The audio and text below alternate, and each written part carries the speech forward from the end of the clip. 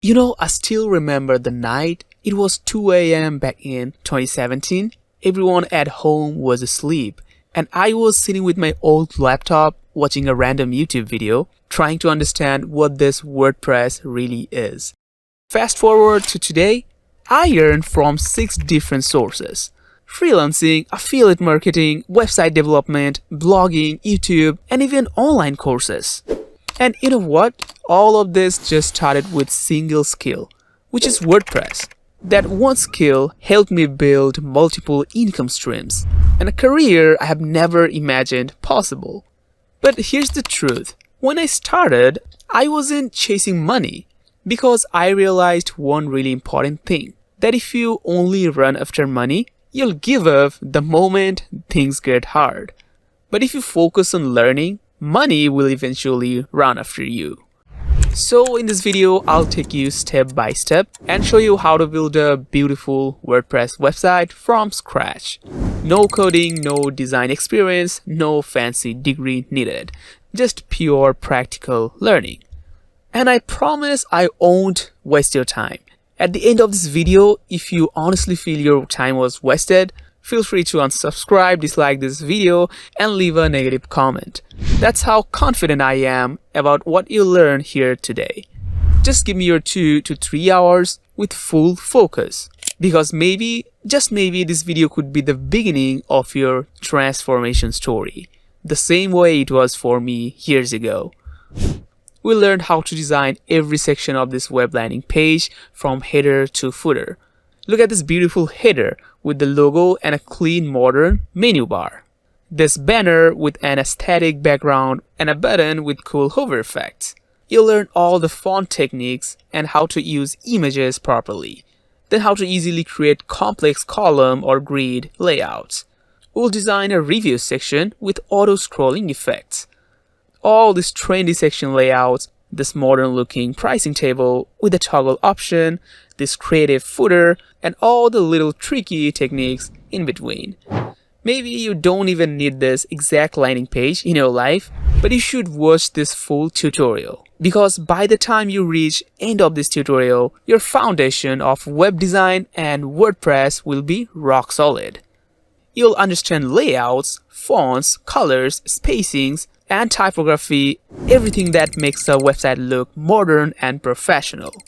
After watching this tutorial, you won't have to depend on anyone else. You see any website and you like it, you'll know exactly how to recreate that website, pixel by pixel. You'll be able to build a website for yourself, for your clients, or even start a freelancing career with confidence. Your design won't look like those old school 2015 templates anymore. You'll create clean, trendy, and premium looking websites that truly stand out. I'll even show you how to get clients after learning this powerful WordPress skill.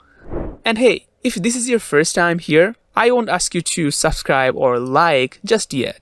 Watch this video till the end first, then decide if it was worth your time. Because my goal is simple. I want to build your career and your freedom, just like I did with WordPress. It took me years of trial, failure, and learning, but you don't have to take that long. All you need to do is follow this tutorial step by step. So without wasting another second, let's begin this journey. I'm your friend Taimur Nishat, and together we're about to learn WordPress the right way. Alright, I'll be creating our awesome website in easy 4 steps. First, I'll show you how to get your own domain name and web hosting. I'll also provide you a 78% discount link. Even if you're watching this tutorial just to learn, I still recommend getting your own web hosting because it can actually help you get clients. I'll explain how at the end of this tutorial. Next step, how to install WordPress, then how to install a free theme and a free page builder. Finally, we'll start creating our amazing landing page. Also, I'll be adding a timestamp in the description so you can always jump into the necessary part you need. And if you already have your domain name and web hosting, you can skip part 1. If you have installed WordPress inside of your web hosting, then you can skip part 2 as well. You can just jump into the step number 3 by following the timestamp. Alright, let's now start with the step number 1, which is to get your domain name and web hosting. So first of all, what is a domain name? Domain name is basically your website address, like Facebook has facebook.com, Amazon has amazon.com, we have jimfahaddigital.com. Similarly, for your website, you need an address that will be yourwebsitename.com. And what is web hosting? Web hosting is the storage space for your website. All the images, all the texts you'll have in your website, all will be stored on your own web hosting. As you are owning your own web hosting, so there won't be any limitation. You can run ads, you can upload any text or images, you can upload any themes or plugins you want. You are in charge of your own website. Now, how to get your own web hosting with a free domain name? So first, just click on this very first link in the description below this video, or you can just go to jimfahaddigital.com/best host. And this will take you to a special discounted Hostinger page. But why Hostinger? In my opinion, Hostinger is the most affordable and also the fastest web hosting provider available. Just have a look into their Trustpilot reviews. People are super happy with their hosting speed, affordable pricing, and customer support. Now, from here, you can change the language if you want. Maybe you speak Spanish, Portuguese, or Hindi. You can select your language from here. One thing I also want to say is that this page changes quite often. In fact, they probably change it once a month. So if the banner or interface looks different, don't worry, don't panic. This happens quite often. It's the same website. Let's scroll down a bit. You'll find all the different plans. By the way, we can see 4 plans here, but sometimes you may see 3 plans here. Just don't worry because you can create your website with any of these plans. But as you are starting out, I recommend taking this premium or business plan. With both of these plans, you can create up to 100 websites. For example, today you're creating a portfolio website, tomorrow you want to create a business website, and next week you want to create an e-commerce website. So you don't need to purchase hosting each time. You can create all the websites within this same web hosting plan. So here with the premium plan, you'll get 100 GB of storage. With the business plan, you'll get 200 GB of storage. And with any of these plans, you'll get all the features like unlimited free SSL. So all of your websites would be encrypted and super secure. Unlimited bandwidth, so there won't be any limit how many website visitors you'll have. You can create hundreds of professional email addresses like info@yourwebsite.com or admin@yourwebsite.com, like really professional email addresses like this. Free automatic website migrations. So if you want to move your existing website from another hosting provider to Hostinger, just contact Hostinger support. They'll transfer it on behalf of you for free. Then free domain. Yes, like I said, you'll get a domain name for free. And that's not all. You'll also get tons of WordPress features like one-click WordPress installations, free one-click Google integrations. It'll help your website monetize with Google AdSense and significantly improve its SEO. They have added awesome AI features as well. So you can create website contents using Hostinger AI very easily. Now let's talk about security. Personally, I'm very serious about website security. And Hostinger just nailed it with all of these features like Cloudflare protected name servers, malware scanners, and all these. I've had very bad experiences with other web hosting providers. We have so many malware attacks and we had to pay the hosting providers additionally to use their other security tools.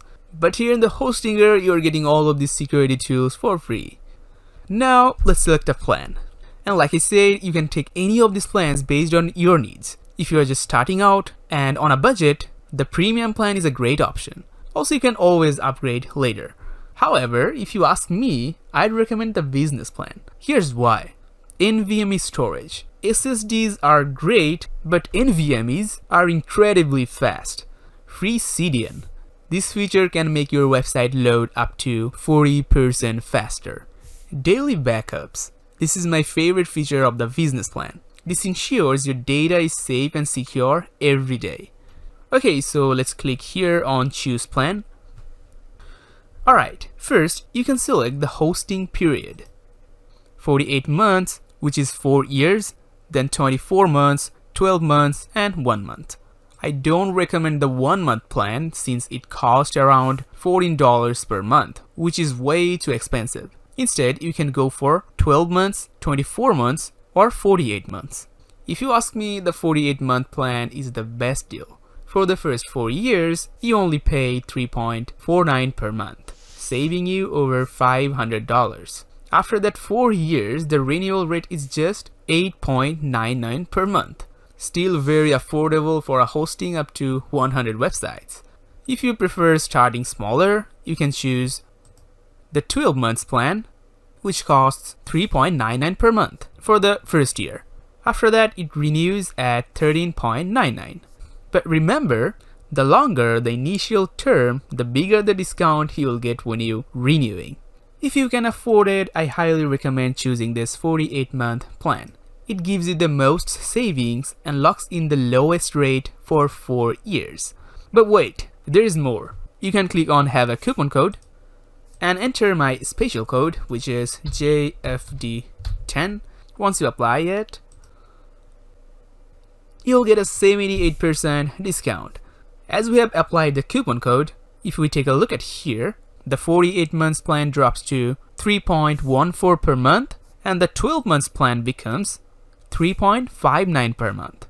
Can you believe we're getting super fast web hosting with a free domain name for an entire year for just $43? What an amazing deal, right? For this tutorial, I'm selecting the 12 months plan. So let's click continue. Now let's quickly create a Hostinger account. From here, either you can continue with Google or you can just use your email address. So I'm going to use mine.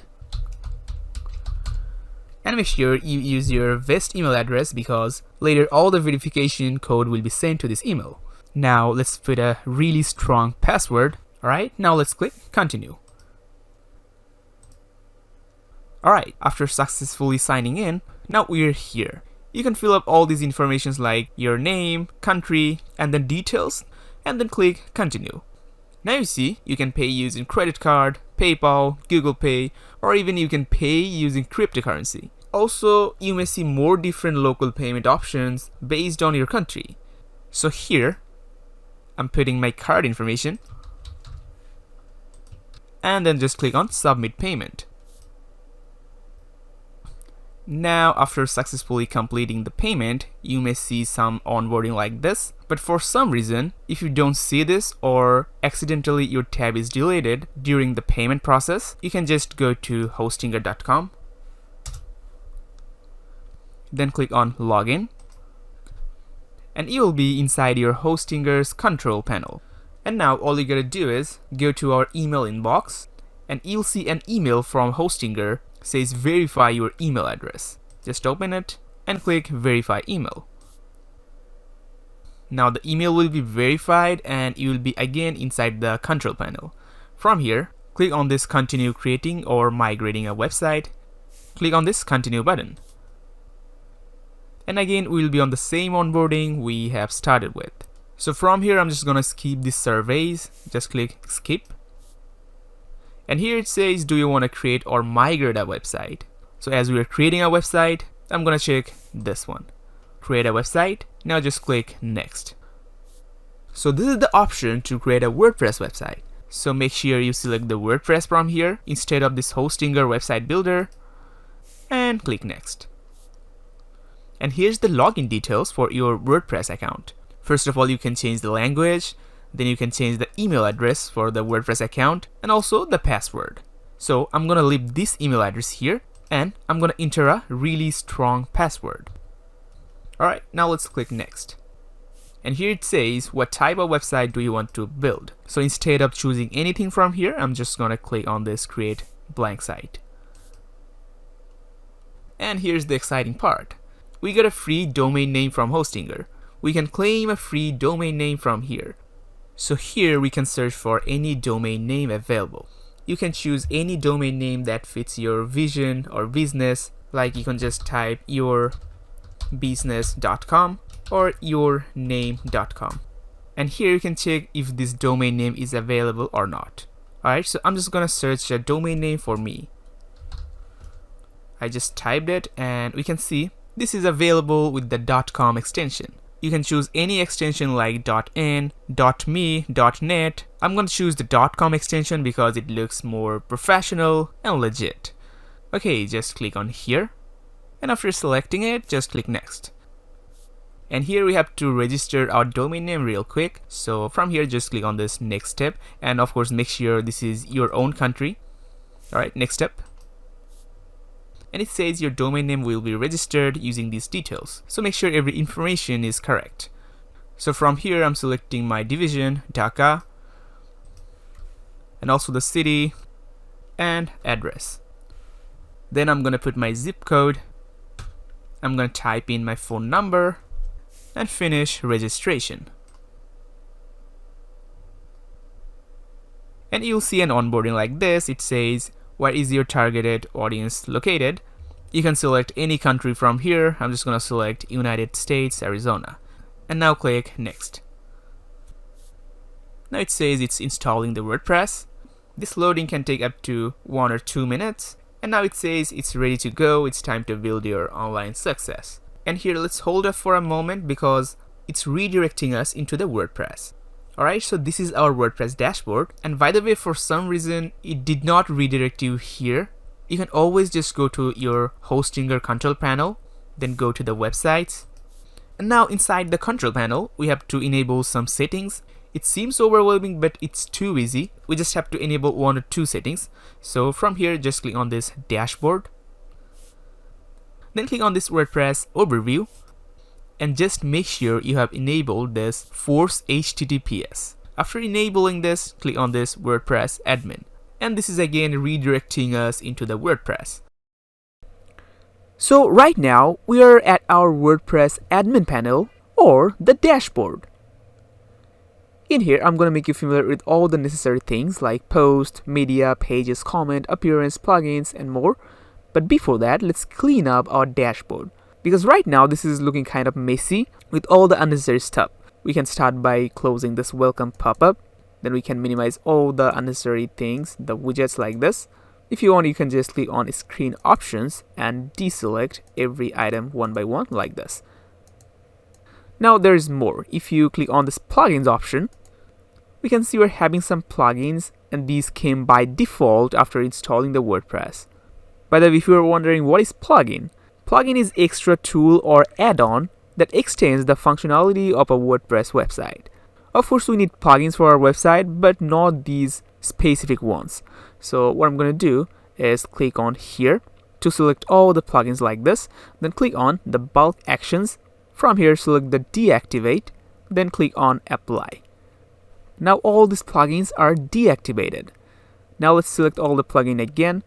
Then from the bulk action, select the delete option this time. And click apply. Click on OK. And now all the unnecessary plugins will be deleted. Great. Now let's go and do some other basic settings like changing our user name and password. So on the left, hover over this users and click on the profile.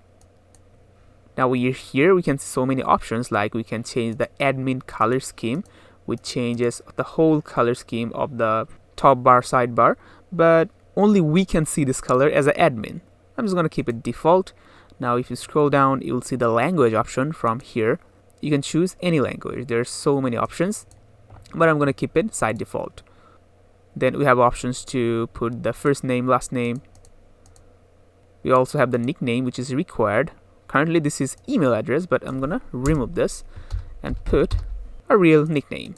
Now this option, display name publicly as, is really important. If you click on here, you'll see so many variations. Make sure you select the best variation of your name, because this name will be shown as an author name if you write or make blogs for your website. Okay, after that, you can change the email address, then website address, but I'm not gonna mess with these right now. So let's scroll down, and this is the new password option. You can click on set new password and it will suggest you a really strong password. However, you can just delete this and type your own password. I'm gonna click on hide and type my password. And here it's saying this is strong. Then we can scroll down and click on update profile to save all the changes we have made here. Now let's do some other important basic settings. Hover over the settings, click on general.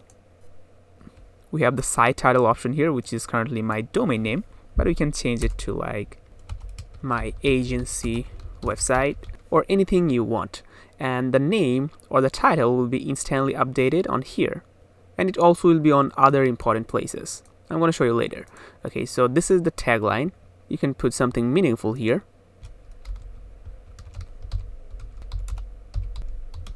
Some tagline like this about your service. And this can also help you rank on the search engines.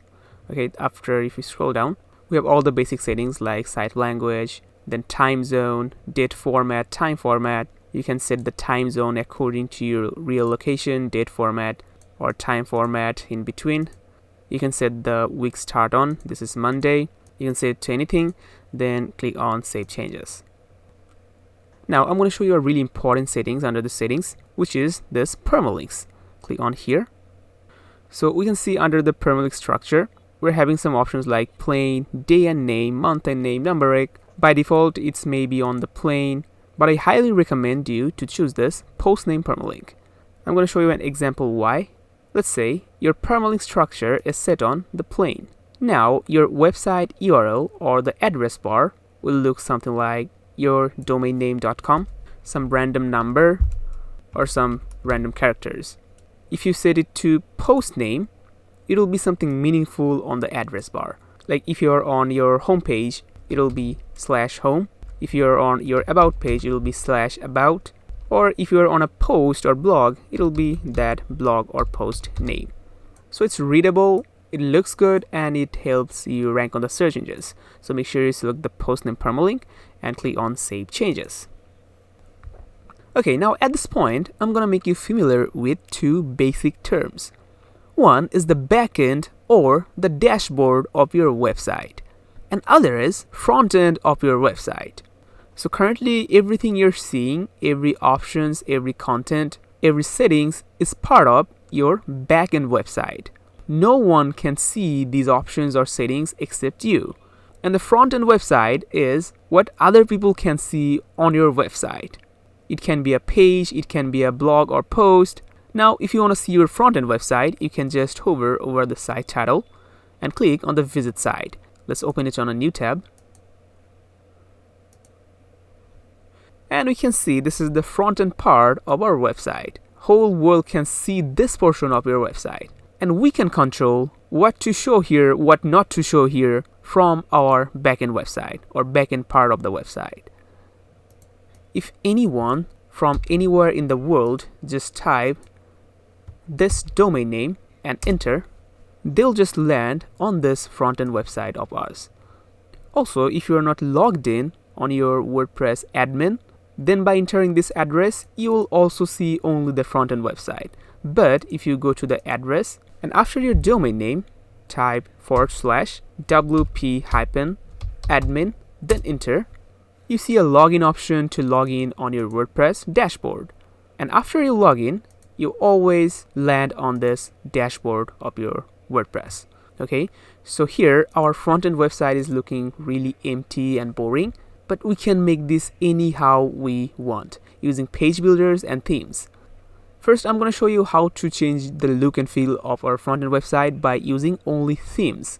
For that, let's go back to the dashboard, and under the appearance, you'll find the themes option. Click on it. Here you can see some stock themes like 2025, 2024. This is the active one currently. Now, for example, I activate this one. Click on Activate. Then go to our front-end website and refresh. You'll see the look and feel of the website will be completely changed. But only using the themes to customize the whole website has so many limitations. We cannot make any advanced web design like this with only theme. So just for that, we have advanced page builders like Elementor Page Builder. With the Elementor, you can turn the front-end website into anything you can imagine. So now let's go and get the Elementor. To get the Elementor's free version, you can just go to jimfahaddigital.com. I'll also put the link in the description and it will be in this page. Here under the important links, you'll see there's Get Elementor free version. Click on it. And this is the Elementor's official website. If you scroll down, you'll see some plans like Essential, Advanced, Solo, Advanced, and Expert. Although in this video, we're going to be using the free version of the Elementor, but let's take a look how Pro version works. Here you can see the Advanced one is the most popular one. You can use this plan on your website. You get all the 86 Pro widgets then really important things like theme builder, form builder, pop-up builder, custom code and CSS, also e-commerce features. So I think this plan is the best one if you want to use it on a single website. But if you want to use the Elementor Pro version in multiple websites, you can use this advanced or the expert one. On the advanced, you can create up to 3 websites using this with all the pro features, and the price difference is not so much between these two. So I think this one is the best option because you can use it on multiple websites. But if you are an agency or freelancer, you can always use the expert one. Initially, you can create up to 25 websites with it, but if you want, you can switch to 1000, and now you can use 1000 websites with this single plan. Okay, so if you want, you can take a pro plan of the Elementor, but now we're gonna create a free account on the Elementor page builder. So click on this Elementor's logo and click on Get Started. Here you'll have to sign up. You can use Google, Facebook, or Apple for quick login, or you can also use your email address. Put your email address, put your password, and just click on Create My Account. And after signing up, you will be in the Elementor's dashboard, and that's mean you have successfully created a free account for Elementor. Now let's close all of these tabs and go back to our WordPress dashboard. Now it's time to get the Elementor as a plugin in our website. So you can just click on this plugins, and we don't have any plugins because earlier we have deleted all of them. Now we have to click on Add Plugin. And this is the plugin store of WordPress. You'll find thousands of plugins, but from here I'm gonna search for Elementor, and here this is the Elementor by Elementor. We can see this has 10 million plus active installations, so many good ratings. So let's click on Install Now. It's installed. Now click on Activate. Okay, from here we can just click on this close to close the onboarding, and we'll be on our dashboard after it's activated. We can close or minimize this one or deselect this item from here. Okay, now if we go to the plugins, we can see we're having the Elementor plugin, and with this plugin we're gonna change the whole look and feel of our front-end website. But as we're using the Elementor's free version, we need some additional plugins to make up those extra features and functionalities for our website. Now click on Add Plugin. This time we'll search for Elements Kit, search like this, and you'll find this Elements Kit Elementor add-ons and templates. Click on Install Now. It's installed. After, search Jig Elementor. You'll find this one by Jig Theme. Install now. Now finally, search for Meet Form and install this one, Meet Form by Xpeed Studio. After installing all of them, click on the plugins, and you'll see we're having these plugins, but these are not activated. So I'm gonna just select all of them like this, and from the bulk actions, select the Activate, then Apply. And all of the plugins will be activated and ready to work with us. So basically, this Elements Kit plugin will add extra add-ons, extra widgets, and features like header builder, footer builder, menu, and etc. The Jig Elementor plugin will do the similar thing. It will add additional highly customizable widgets for Elementor. Then finally, the Meet Form will make us able to make forms for our website, like contact form or any kind of form or inputs. So basically, these 3 extra plugins is helping the Elementor page builder.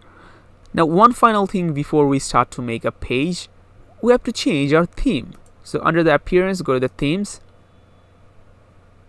Now also on the themes, you can click on Add Theme, and you can find thousands of themes in the store. But I'm going to search for a theme which is called Hello Elementor, and this is the one. Click on Install and click on Activate. Okay, so this is our new theme. The reason I'm using this theme is this theme is really lightweight. Unlike the other themes that is trying to make your website customizable, which is useless because we're using the Elementor page builder. So we need a super light theme like this. And also this theme will add some necessary functionalities like customize menus under our appearance. Okay, so make sure you install the Hello Elementor theme. Now if we go to the front-end website and refresh, this is the look and feel from our Hello Elementor theme. I know it still looks boring and empty, but trust me, with the Elementor, we're gonna turn it to a masterpiece. Okay, so we're gonna make a page, right? Our landing page or the home page. Go back to our dashboard. If you click on the pages, you'll see a default page privacy policy. Currently, we don't need it, so I'm gonna click on trash to delete this. Now to add new page, click on add page. Okay, so in this area, we have to put the name or the title of the page. I'm gonna name it home. Now click on publish and publish. Okay, it says the home is live now. We can click on view page to see the page, although there is nothing inside the home page except some text. But if we go to the front-end website, our front-end website is not showing our home page. This is how our home page should look like. This is our home page, but this is our front-end website showing a random post. But whenever anyone visits our website, they should see our home page, right? Doesn't matter how it looks. So for that, let's go back to the dashboard. Click on this WordPress icon to go back to the dashboard. And here, scroll down. Under the settings, click on the reading. Now here under your homepage displays, currently this is your latest post, which you can see a random post. But instead, select a static page. Then under the homepage, select the homepage we have just created. Now scroll down and click on Save Changes. Now if we go to the front-end website and refresh, we can see it's showing the homepage by default. Perfect. Now let's customize this homepage with Elementor Page Builder. Go back to the pages. Click on the page, home, and then click on edit with Elementor. And now our homepage is being loaded inside the Elementor. Okay, so we can just close this notification and we can see this is the Elementor page builder where the real fun begins. We can see here this is exactly how our front-end website is, but we can edit this text, we can add more stuff in between this. The full control of this page is in our hands. Now if we notice on the left side, we can see so many elements like container, heading, image, text. So basically these are called widgets or elements. These are the main elements we're gonna use to create amazing website. Like from here, we can take a container and add it here. The container will be added in our page. If you want to color this container, we have tab like style tab. Click on here. You'll see this option, background type. Click on classic and click on this color. You'll have a whole color picker to choose a color from. You can use this knobs and slider to pick a color you like. Let's say I choose a blue type of color, but really light. So now I'm having a blue box. Now inside this blue box, we can add elements. Just click on this plus icon and we can select the widgets from here. Like if I want, I can just drag and drop this heading inside the box. We can triple click on this heading and change the heading. Like my first landing page. And we have so many elements to choose from. If you scroll down, you'll see some pro widgets. So many advanced elements like loop carousel, gallery, price table, then some e-commerce features. But all of these are available for you if you only have the Elementor's Pro version. And because we don't have the Elementor's Pro version, we're going to use elements and widgets from the extra plugins we have added, like Elements Kit, Jag Elementor. If you scroll down all the way, like I'm closing these, you'll find elements from Elements Kit like these. All of them are free to use. You'll find elements from the Jag Elementor, Midform, and I'll show you everything step by step. Now first, let's see how the styling works. I added the text here, right? If we select the text, on the left panel, everything will be just for this text. We'll have the Content tab, Style tab, Advanced tab just for this element. We can go to Style tab. We have so many options like alignment. Using this, we can place this text on the left, on the center, and on the right. For now, I'm going to keep it center. Then we have this typography option. If we click on here, you'll have so many options for this text. You can change the font family. You can change the size, like I'm selecting the font family here. You'll find so many free Google fonts, and these are so professional. Here, one of my favorite font is Poppins. I can just type it and search, and it will be showing here. Click on here, it will be instantly changed to Poppins. Also, you can change the font size like this, or we can just type a specific number like 50 pixel.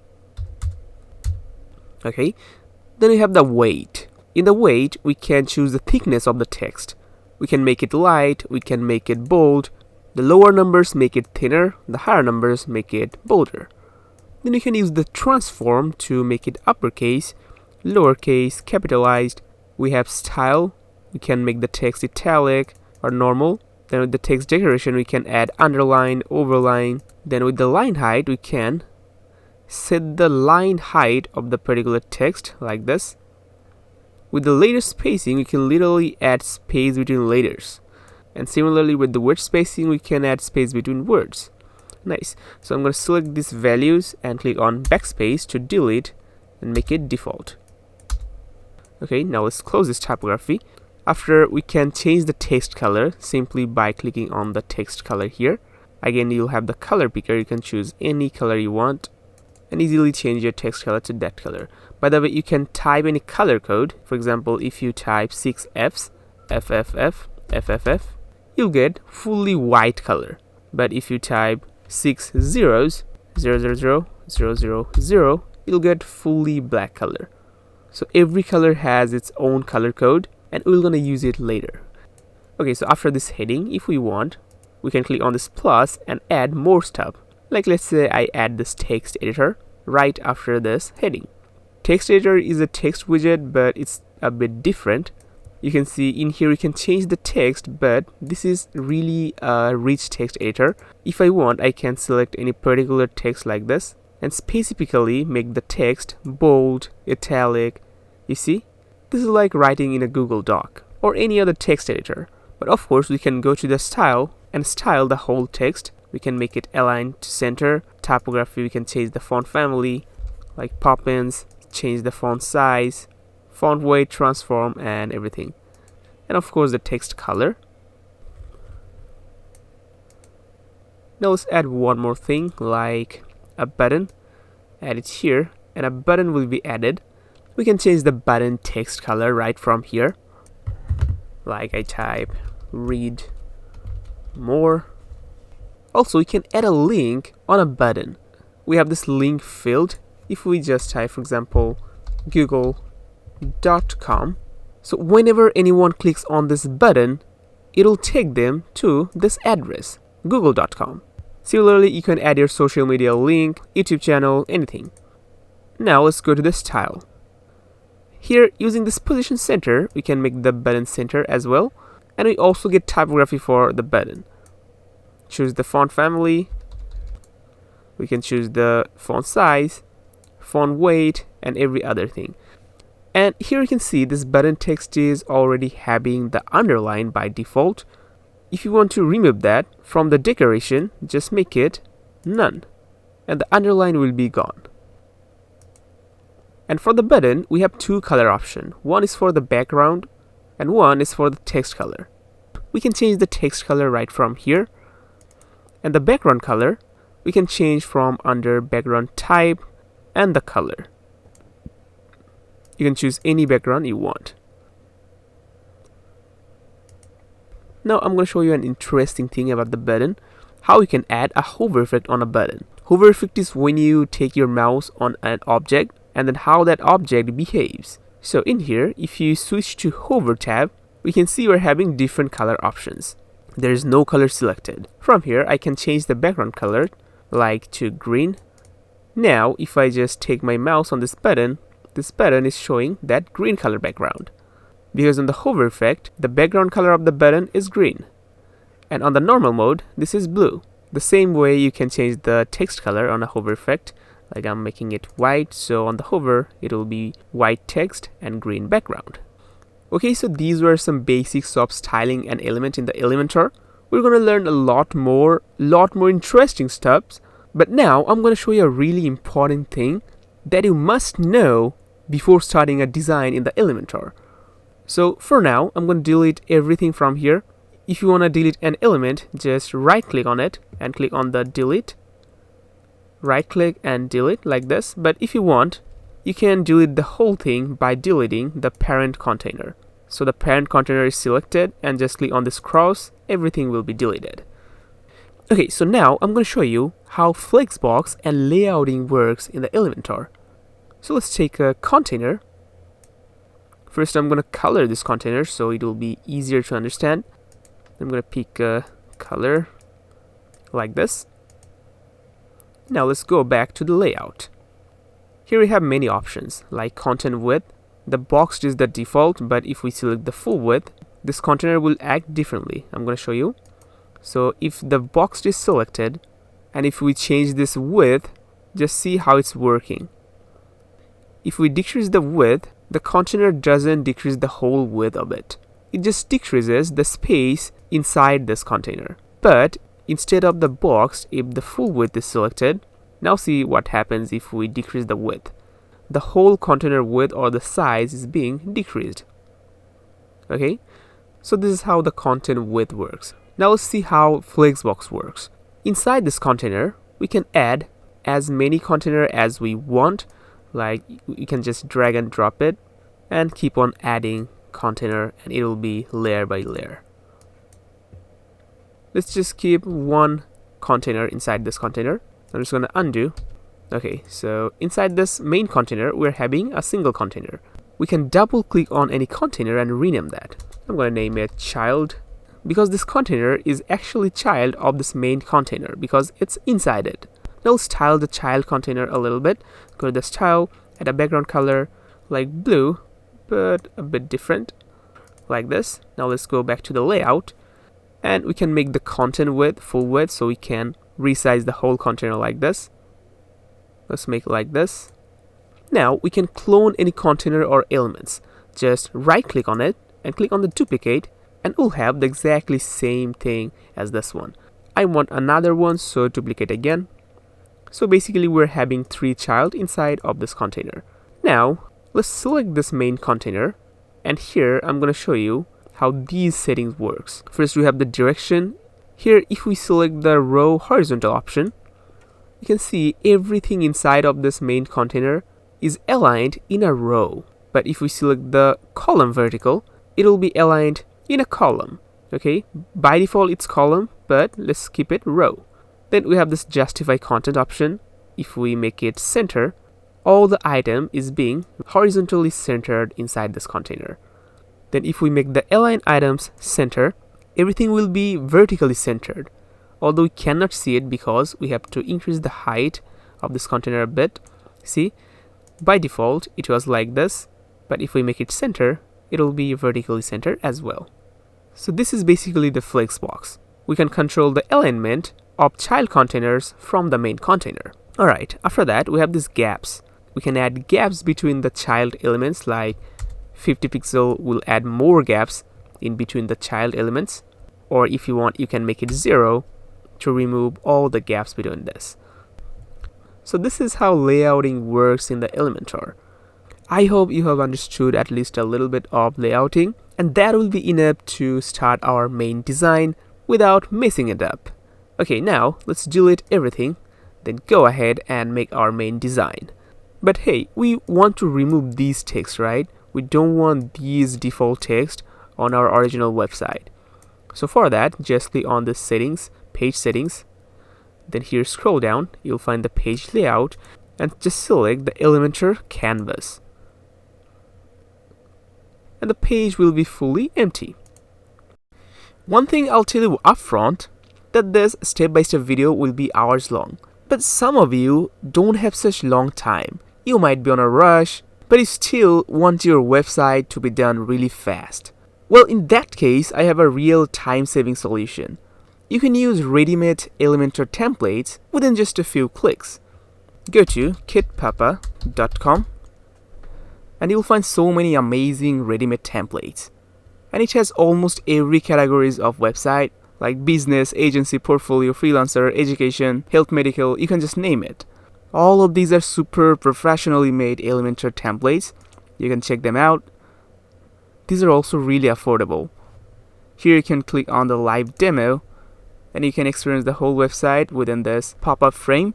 You can check the responsiveness of the website really easily, or if you want, you can click on visit site to experience the whole website in a separate page.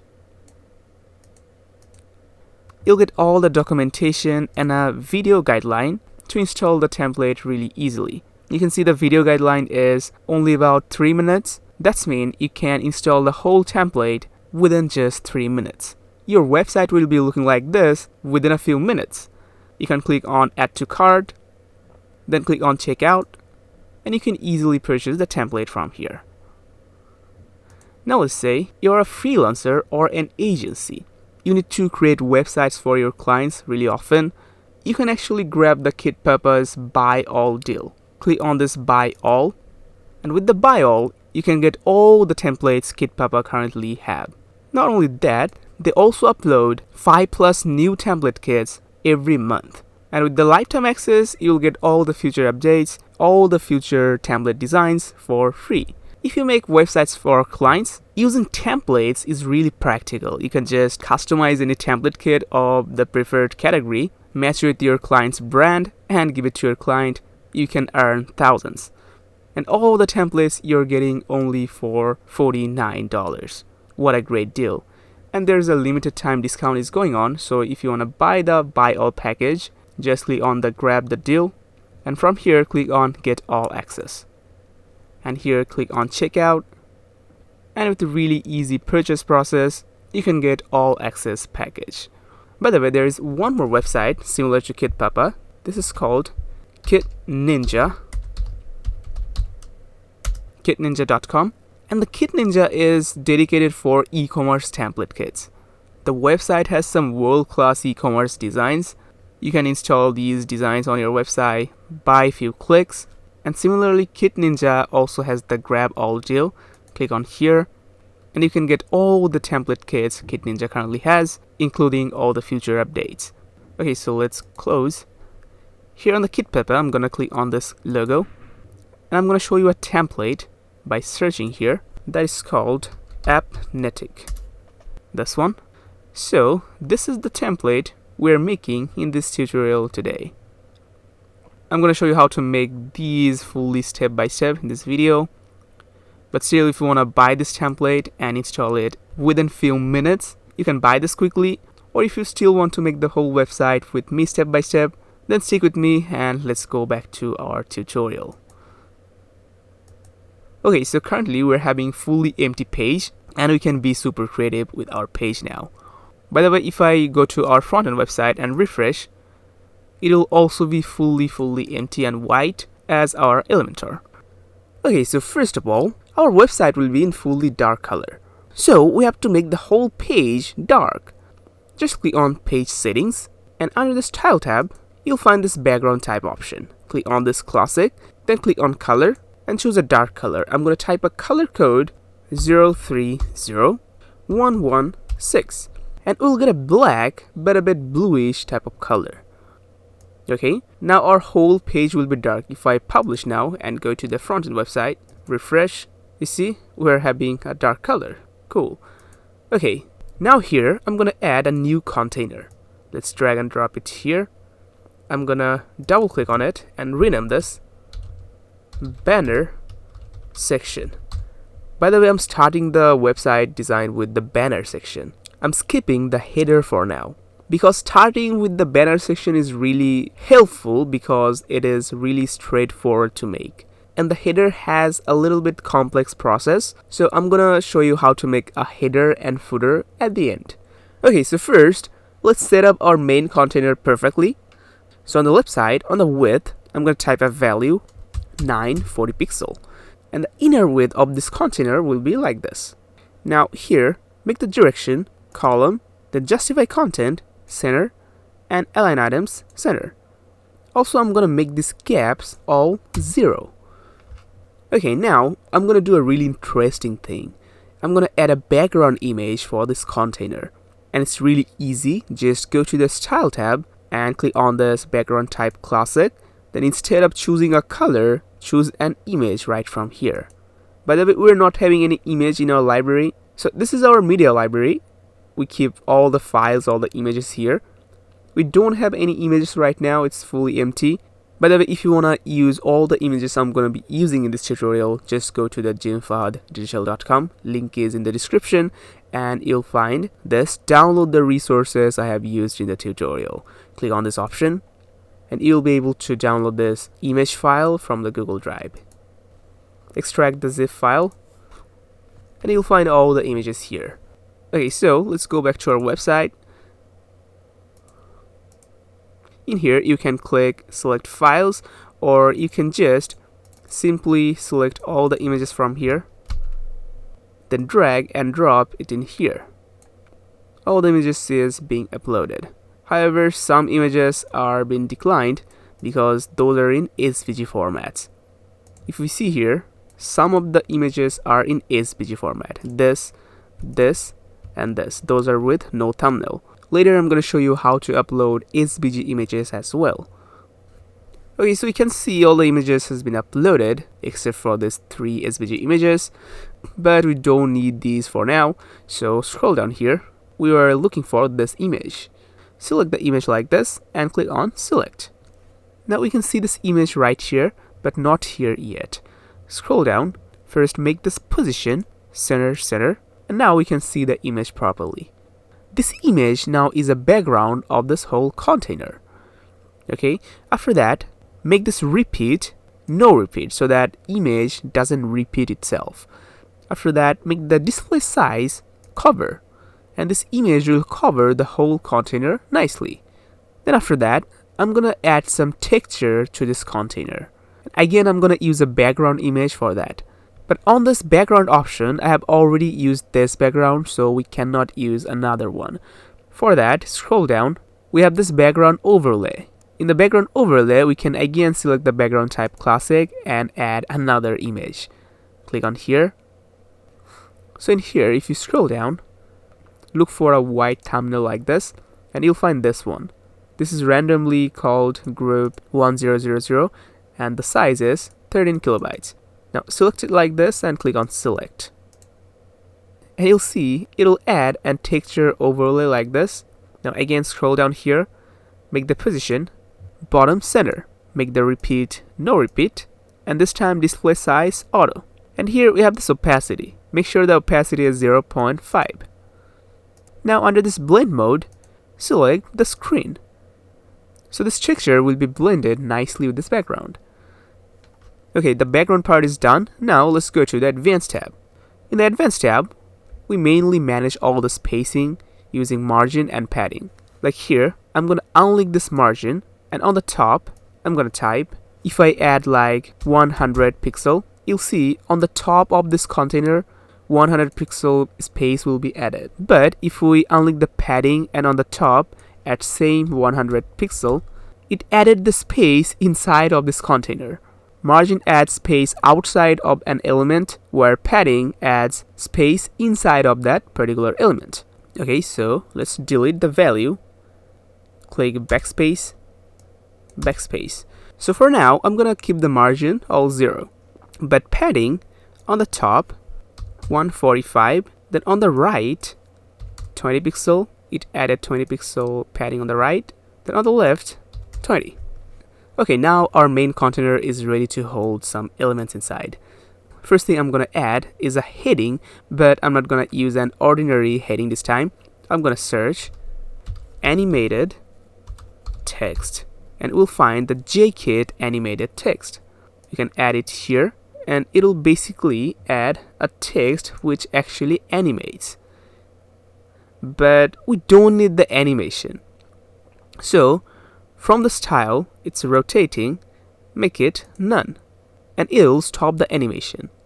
Mainly we need the variation in the text. You see, here some text are black and some are blue, which means we can style text separately like this. So on this before text, I'm gonna add this text.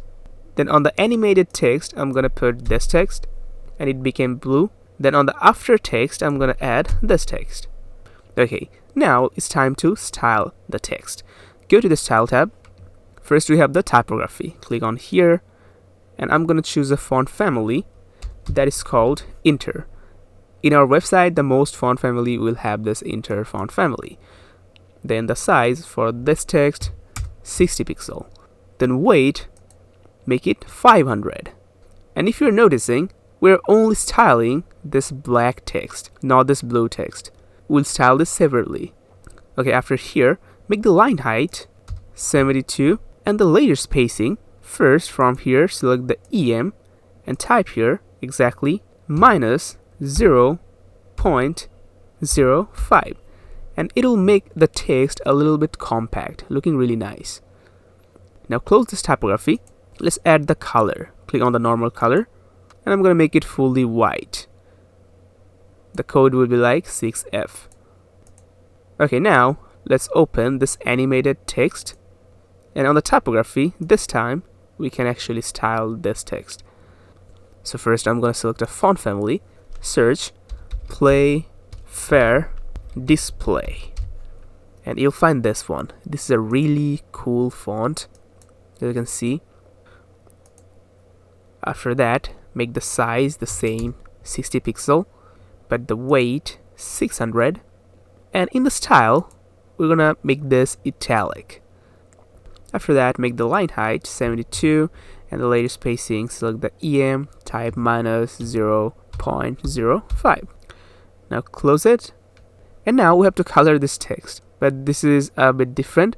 Click on this color style and select the color, and now we'll get the normal color. So from here I'm gonna select white color.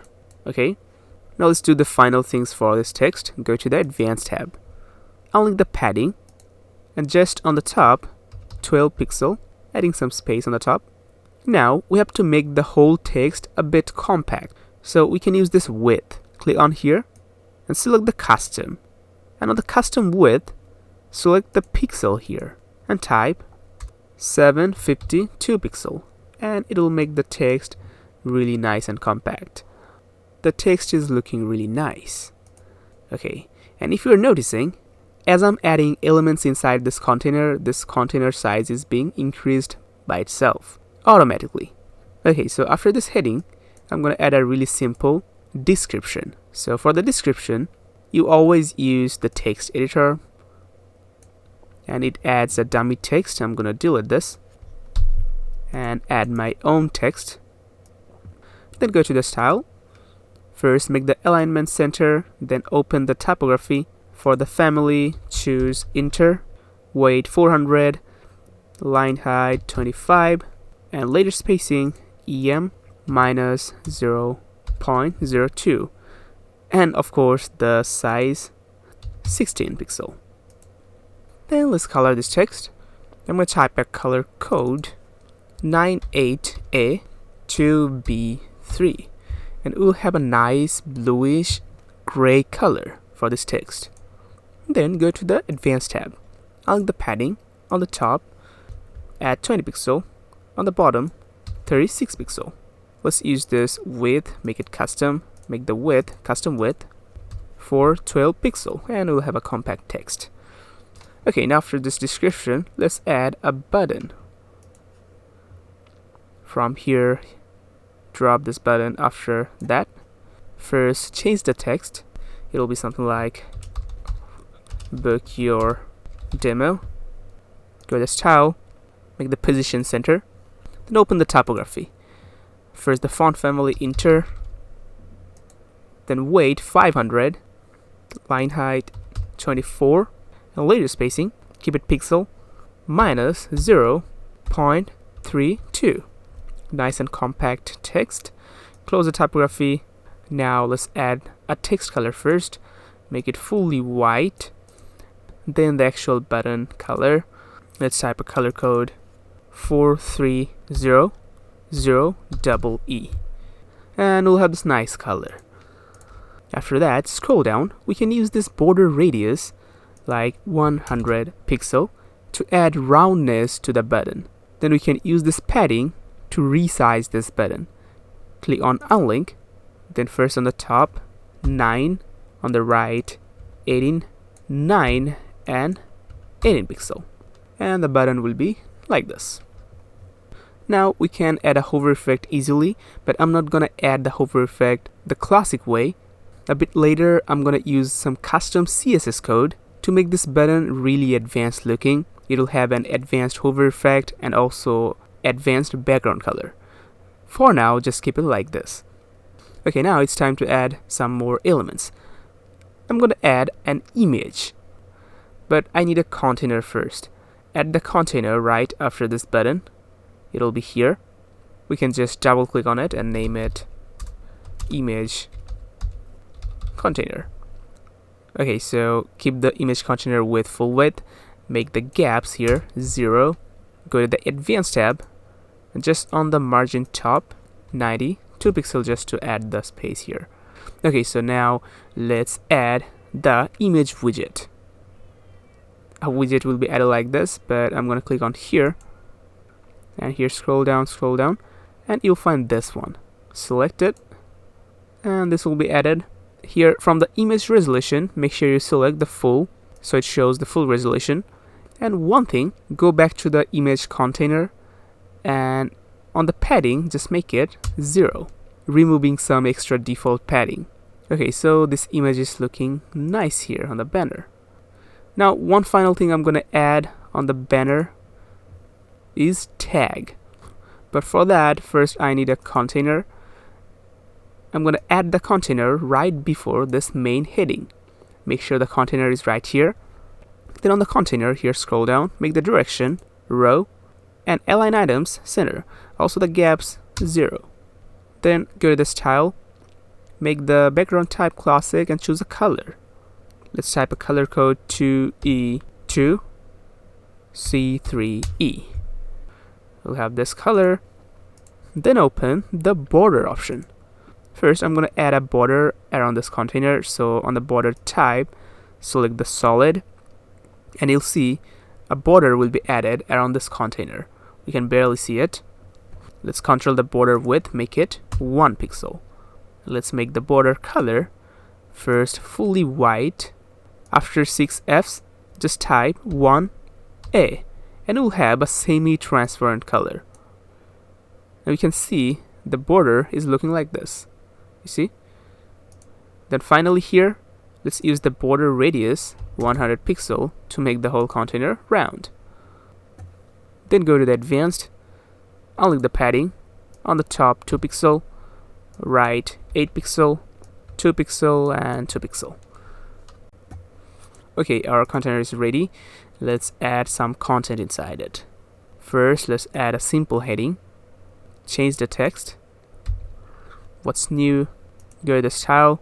On the typography, first select enter, then 12 pixel, 500, line height 14, and close it. And make the text color fully white. Go to the advanced, margin all 0, padding on the top 7, then 10, 5, and 10. Okay, so I'm just gonna keep it like this. Now after this heading, I'm gonna add a button. Just drag and drop it right after this heading. Oops, I mistakenly added this here, so we can just drag this and drop it here again. Make sure the button is right after this heading.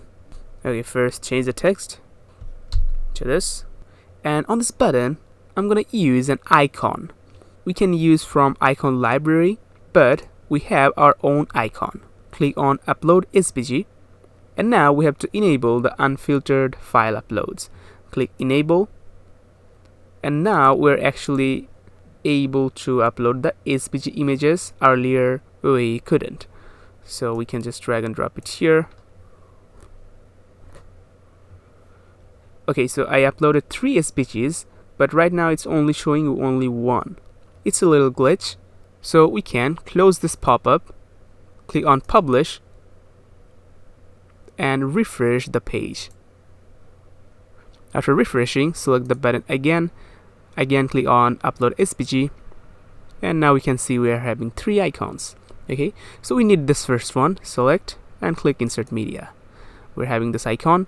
Now make the icon position int, and it'll be on the right side.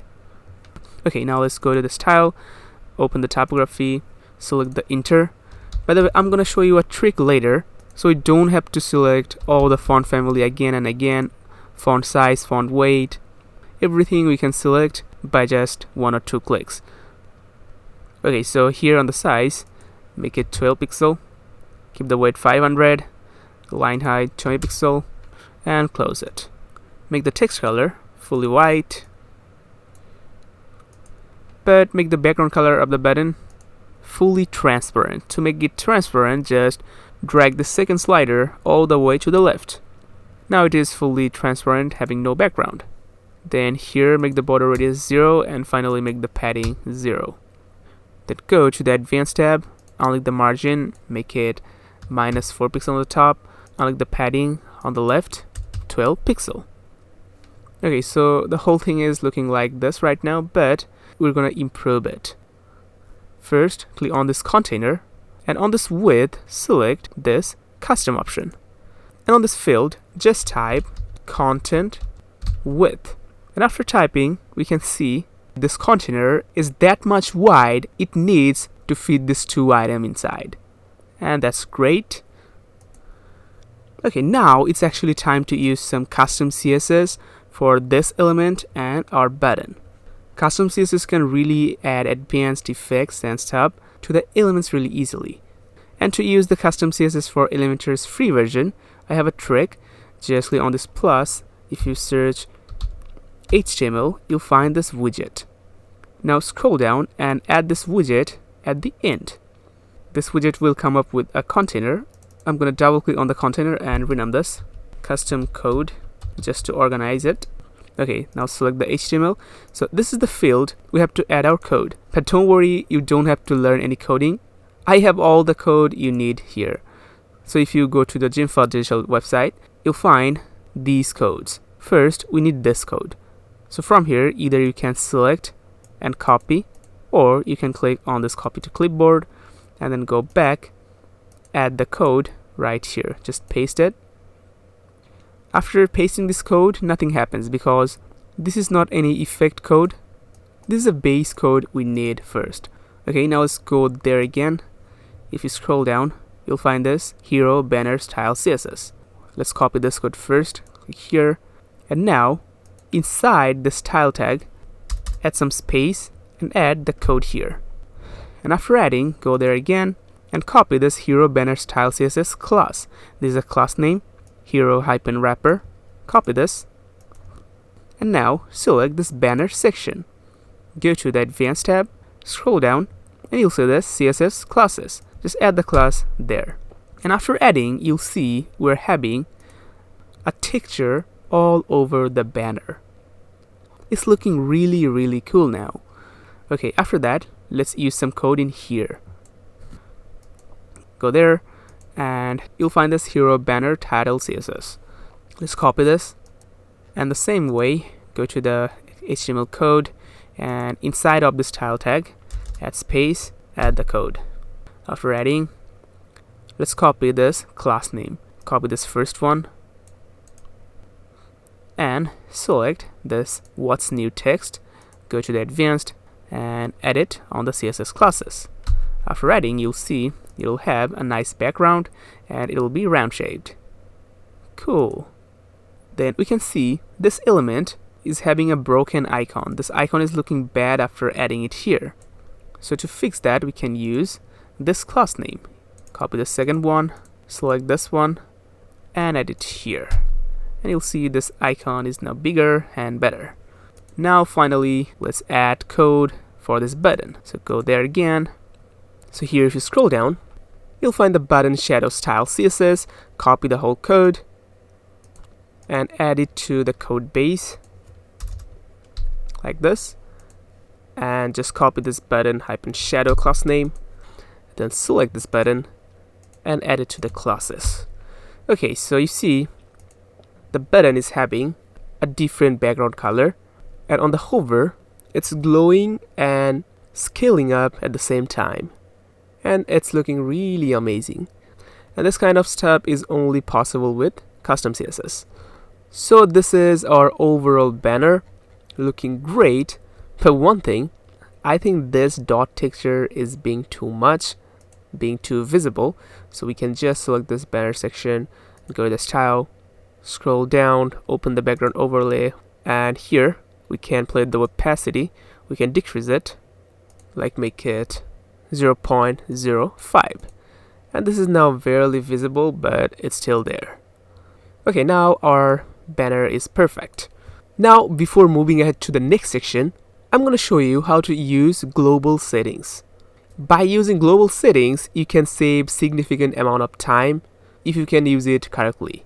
Currently, we're wasting so many time on so many things. Like if we add a heading or any text widget, we have to go to the style, open the typography, select the font family size, everything manually and repeatedly. But using the global settings, we can create presets and use that preset in one click. And it's really easy. Just click on this site settings and you'll see so many options, but we just need to work on few of them. First, click on global colors and we can see some default colors like primary, secondary, text, accent. So here, instead of the default colors, we're going to set the colors we're going to use the most. So on the primary, click on here and set a color code F5, F5, F8, a white color. On the secondary, put the same color F5, F5, F8. But on the text, let's make it 98A 2B3. Then finally on the accent, 4300E. And here, if you noticed, this is our paragraph color or the description color, and this is the button color. So next time when we add any paragraph or description, it will be automatically this color, and if we add button, it will be this color easily. Now, apart from the system colors, I'm going to add some custom colors. Click on add color, and on the name, I'm going to rename it white, and on the color, choose a pure white color. Okay, let's add another. Here I'm gonna rename it ADBBD, and here I'm gonna copy this thing and put the same code in here. Okay, let's add more. Rename this ABABAB. Copy this, put as a color, then create one more F9AFB. Copy it, paste it here, and that should be good. Now, click on the Save Changes. Now all the colors is updated. Now click on here to go back. Now open this global fonts. The concept is same here. We have system font, primary, secondary. So let's change it. On the primary, click on here, select the font family Inter, because almost all the time we use the Inter. And then size 48 pixel, weight 500. Then here line height 56, and letter spacing minus 0.02. Okay, close. Then open the secondary and it'll be the same thing. Enter. Size 48, weight 500, and here leave it there. Now the text, same. Enter. Size 16 pixel, weight 400, and the line height 25. Later spacing, select the EM, then minus 0.02. So text is basically for all the paragraphs and descriptions. And final accent. Enter font, size 16, weight 500, line height 24, and later spacing, keep it pixel, make it minus 0.32. Done. Okay, we're done here, so let's go. Okay, first save the changes, then go back. Okay, now we have so many options, but we're gonna skip all of them and click on this layout option. First thing, we have the content width. This is the default content width a container has. So I'm going to change it to 1200 pixel. Then we have this content padding. By default, every container is having a content padding which is 20 pixel. So I'm going to make it 0.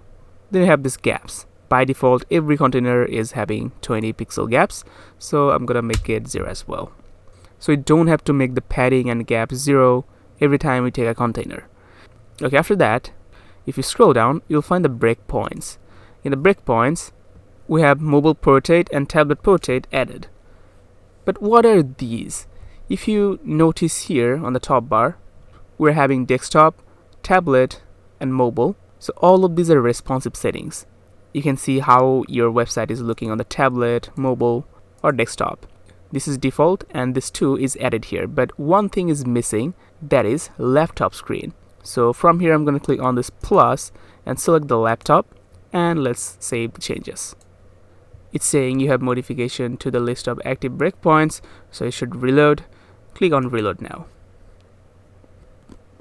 And you'll see tablet mode is added here. We can check how our website is looking on the tablet mode. We'll do the responsive setting later in detail. So now we're actually done with the site settings, so we can just click on this close. Now we'll see the global setting will save us a lot of time. Okay, so we're done with the banner section. Okay, now before moving ahead to the next section, I'm going to show you how to make the whole banner section responsive for tablet, laptop, mobile. So if we switch to the laptop mode we have added, we can see this is actually quite good. We don't even have to change anything at all. But if we switch to the tablet mode, you'll see we need some updates here. This is actually also looking great. We don't have to change anything. Let's see how it looks on the mobile mode. Okay, here we actually have to make change a lot. So let's do step by step. First, select this content or the container, and we can see by default the content width is removed. If we go to the desktop mode, this content width is removed. So I'm gonna add the content width text again, and it'll be again fixed. Now time to fix this thing. Select the animated text and go to the style. Open the typography. Change the font size to 42, and then line height, select pixel, make it 52. Close the typography. Open the animated text and do exactly the same. Font size 42, line height, pixel 52. And now it's looking perfect for the mobile mode. You see, if anyone opens the website on their mobile device, it will be looking like this. Perfect. But still, let's manage the gaps a bit. Select this container, this image container, go to the advanced, and decrease the top margin to 50 pixel.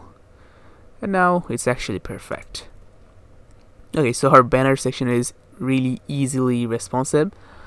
Now it's time to move ahead to our next section, which will be a product section. It's really interesting. Let's add a new container here and close this banner section. Double click on this new container and rename this product section. And the product section will be a lot easier than the banner section. Okay, so first here you can see the width is already 1200 pixel, which is perfect. Now we just gotta make the justify content center, align item center, and I wanted to make the gap 0, but it's already 0 by the global settings. Okay, now let's move to the style and add a background color. And the color here, it'll be 0F0 F2E. A nice blue color, dark blue.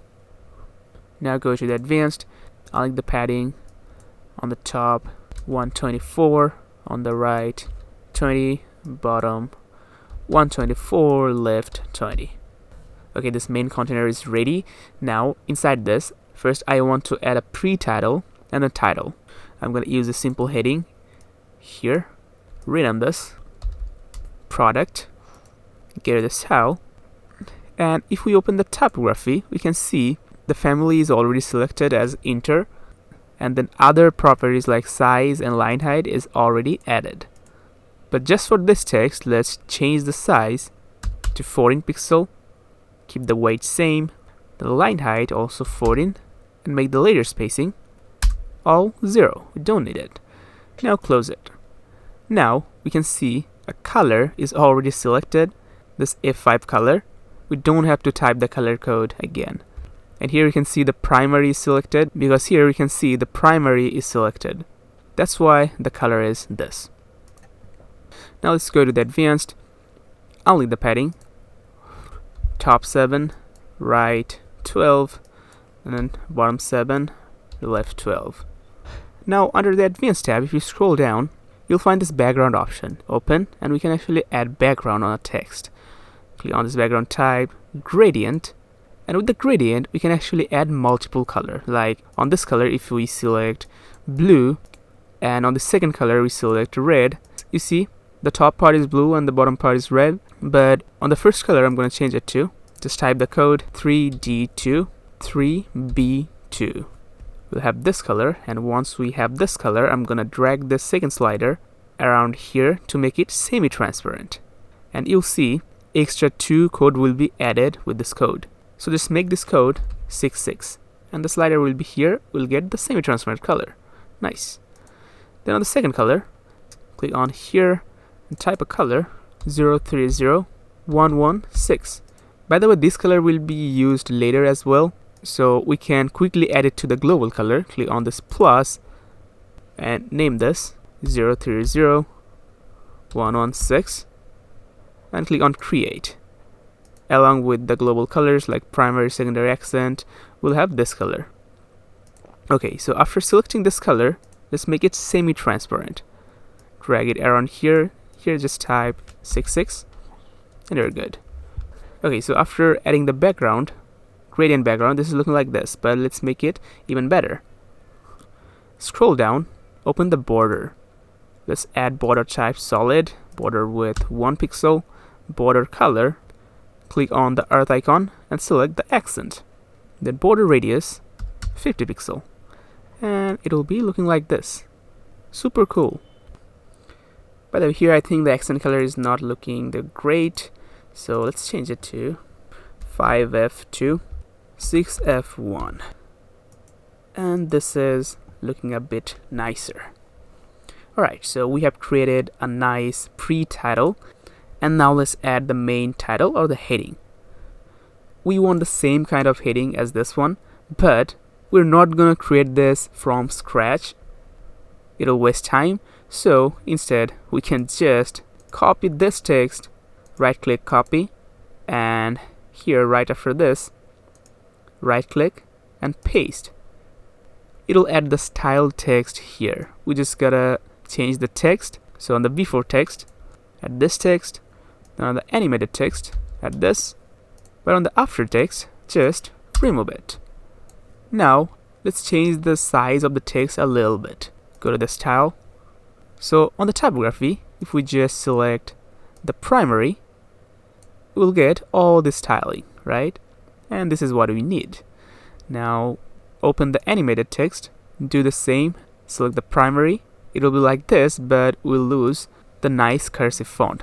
So just from the font family, search Playfair Display and just make it italic. Okay.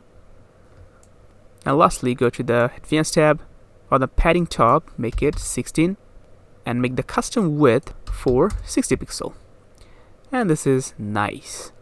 Now we can add the main elements of the product section. So first thing I'm going to add is a container. Add it right after this text. And I'm going to rename this product row. Now here make the direction row, then go to Advanced tab. On the margin top, 40 pixel. Okay, it's ready. Now inside this, add another container and rename this item. And on the width, make it 50%. Then open the style, open the border. Border type solid, border width 1, and then border radius 20 pixel. In the advanced, just on the margin right, 24. Then unlink the padding, 32, 27, 0, and 27. Then after that, we have the size. Make the size grow. I'm going to explain you why I'm doing this. Okay, now, inside this, let's add items. First, add a simple heading. Change the text. Go to the style. Open the typography. Font family selected, but font size 24. Weight 500. And line height 28 pixel. And layer spacing, select EM and -0.2. Close it. Keep the color as it is. Then go to the advanced. Padding bottom 12, and this should be looking like this. After that, let's add a text editor widget. Change the text. Go to style. typography, font size 14, and line height 22. And close. And text color should be the text. Now in the advanced tab, just make the padding bottom 24 and use the width custom and custom width 345. Nice. And after this, let's add a simple image.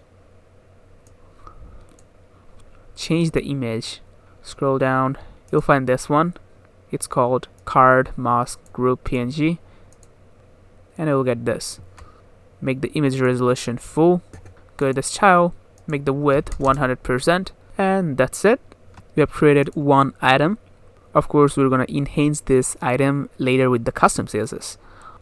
So after this item, I want another one. So I can just right click and duplicate. It'll be here. Now here you have to customize it. First, make the width here, select pixel and 396 pixel. Then here make the justify content start. Then go to the advanced tab. Keep the margin all 0. Then padding on the top 24, right 24, bottom 32, and left 24. Now we gotta select the item 1, this first one, and under the advanced tab, if you scroll down, you'll find the size option, and here choose this grow option, and you'll see the item 1 will be bigger like this, and item 2 will be smaller. Now here let's change the text and images for this one. I'm adding this text. Now I wanted the text like this. It should be broken after this word and start the line from here. But here you can see all the text is in a row. So to do that, here add a space, then type less than BR greater than, and this line will be broken after this word. Nice. Okay, so let's change that description to this, and lastly the image. Change it to, if you scroll down, you'll find this image. It's called card mask group 1. Select, you'll get this. Okay, so this part is done. The product row is done. Now what I'm gonna do is right click on it and duplicate. We want another row like this, but this time it will be flipped horizontally. Like this one will be bigger and this one will be shorter. So select this item, first item, make the width of this one 396, then go to the advanced, turn up the grow, then select the second item and make the width of this one, if you have guessed it right, it's 50%. Then make this one grow. Okay, so here let's quickly change all the text and images. Here, without wasting our time, I'm just going to quickly change everything and come back to you.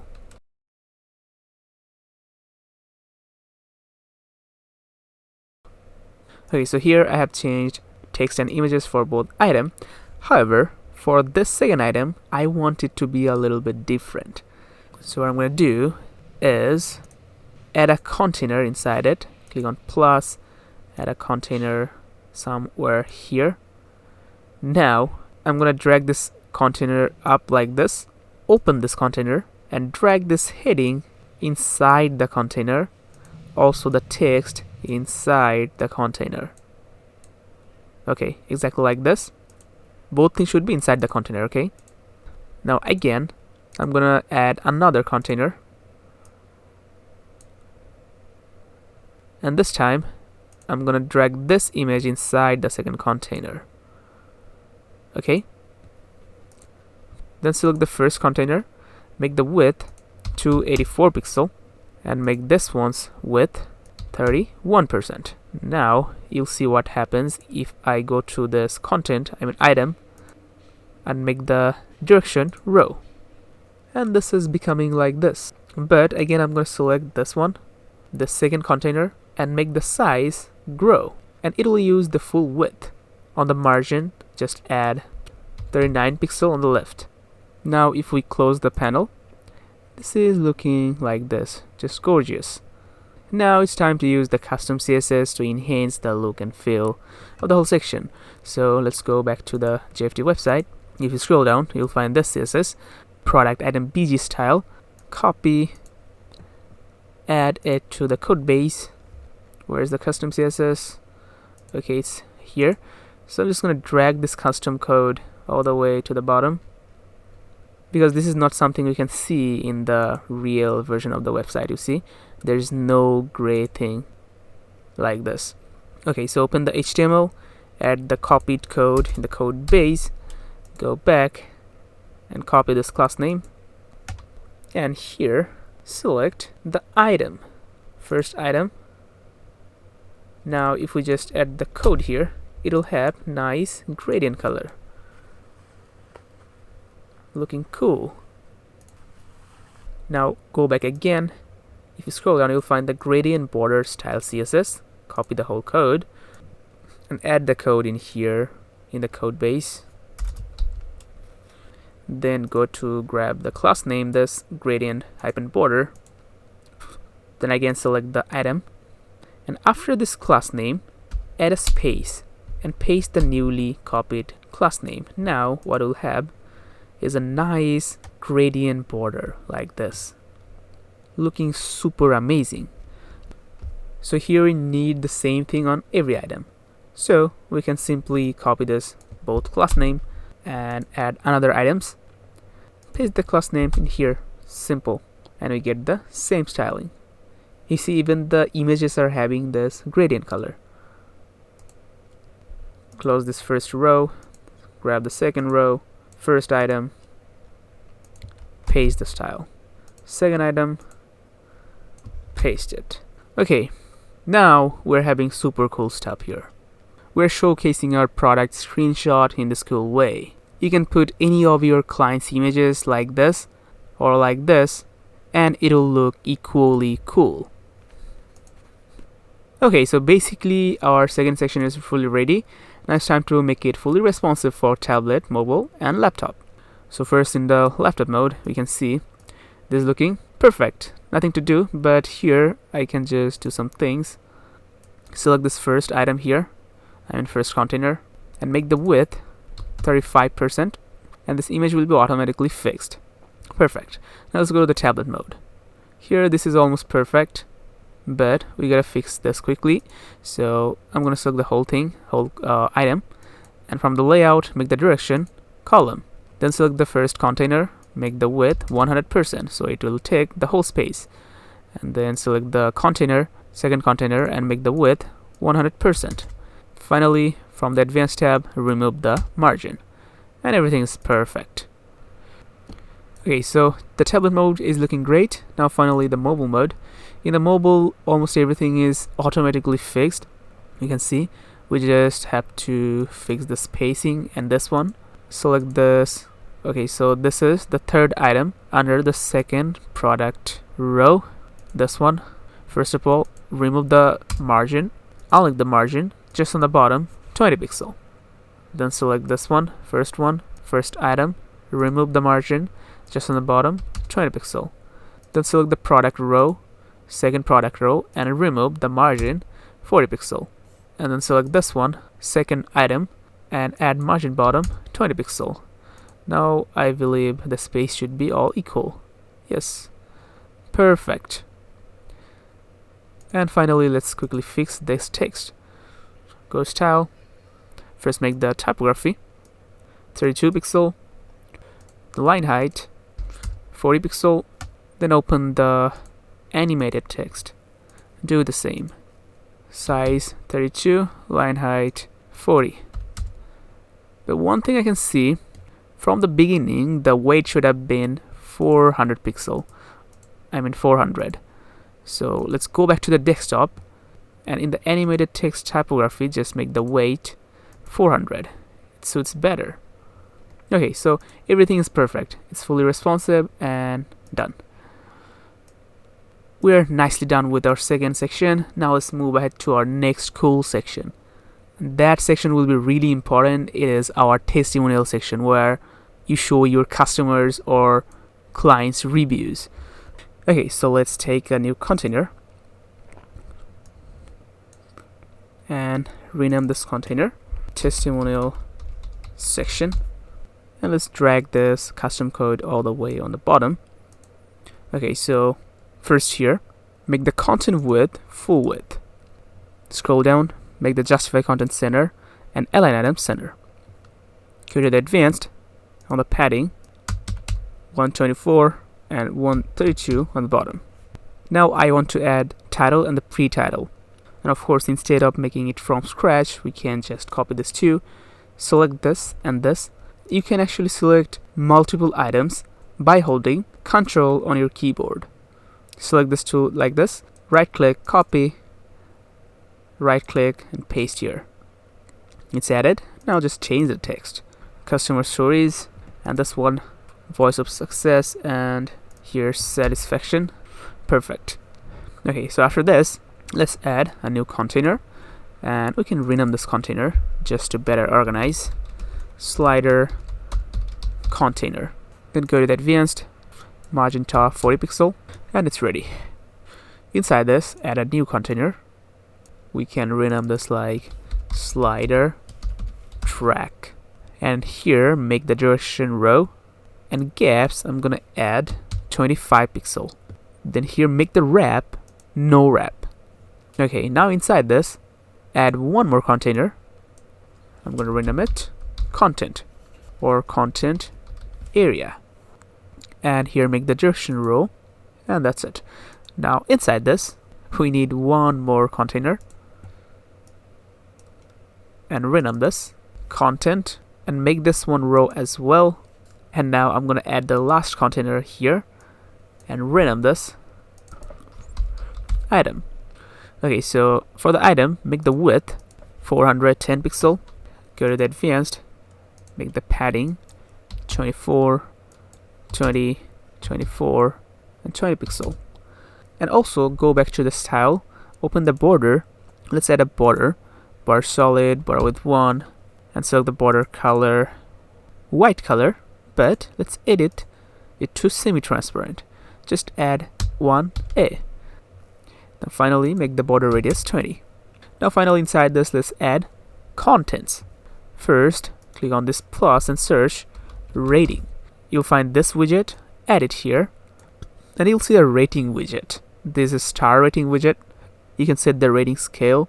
You can set it 6. You can set it from 1 to 10. Then add the actual rating like 5, and this is now 5 out of 10. But here I'm gonna set the scale to 5 and rating 5. Also, we can change the icon of the rating. This is currently star. We can change it to anything. For example, I select a random emoji. Now this emoji will act like a rating icon. Like if I set it to 5, it'll be like this. Really interesting. You can even add 0.5 number. Okay, so for the rating icon, I'm gonna click on icon library and search for a nice star icon.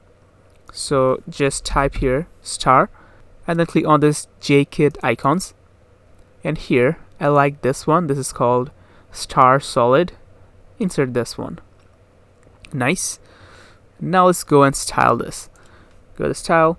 First, make the icon size 24, then spacing between icons 4, then the color should be fully white according to our design. Then unmarked color should be the text color. So if we make it like 4, unmarked star color is this. Nice. Let's go to the advanced and add padding 16 pixel. And the rating thing is done. After that, let's add a simple text editor here. Change the text.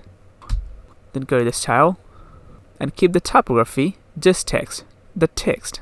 But inside the typography, only I need to make the weight 500. And that's it. We don't need anything here. Close and keep the text color as it is. And here just make the padding 0. Okay, so after this, let's add a container. Okay, so in this container, first make the width, select pixel, 84 pixel, then direction, row. Now inside this, I'm going to add image. Add image widget and select. I'm going to select this image first. Now go to the style, make the width 48 pixel and height same 48 pixel. Then scroll down, you'll find this border type, select solid, and border width 3 pixel. But border color 080 C21. Finally, make the border radius 100 pixel. You'll know why I'm adding this border later. Okay, so after this image, add one more image. Select, scroll down and you'll see this one. Then go to the style, make the width same 48, height 48, and make the object fit cover. Scroll down, just make the border radius 100 pixel. Now go to the advanced and unlink the margin, and on the left type -15, and it'll be pulled to the left over this image. But I'm gonna select the first image back and go to the advanced tab, scroll down, you'll find the Z index. Now on the Z index, if we add 2, this image will be over that image. So nicely adding this effect. Really cool. So this is basically the customer's profile picture, and this is the customer's role or company. After this container, let's add one more container. We can just right click on this container and click on add new container. It will be added here. And for this container, make the width 70%. Then go to the advanced, just on the margin left 12 pixel. Now inside this, let's add a heading widget, simple heading. Change the text, go to the style, open the typography, change the font to 18 pixel, font weight keep it same, and line height 26 pixel. And make the color fully white, this white. And go to advanced, out the padding, and on the bottom 4. Now after this heading, let's add a text editor. Change the text. This is the customer's role. Now let's go to the style, make the typography text, but make the size 14 pixel and line height 22. That's it. Then make the text color this time white, but a little bit semi-transparent, like this. So just add AD at the end. And this is it. Now I want to align these two containers in a row. So we can simply take a new container like this. This is the main container, and inside this I'm gonna add these two containers.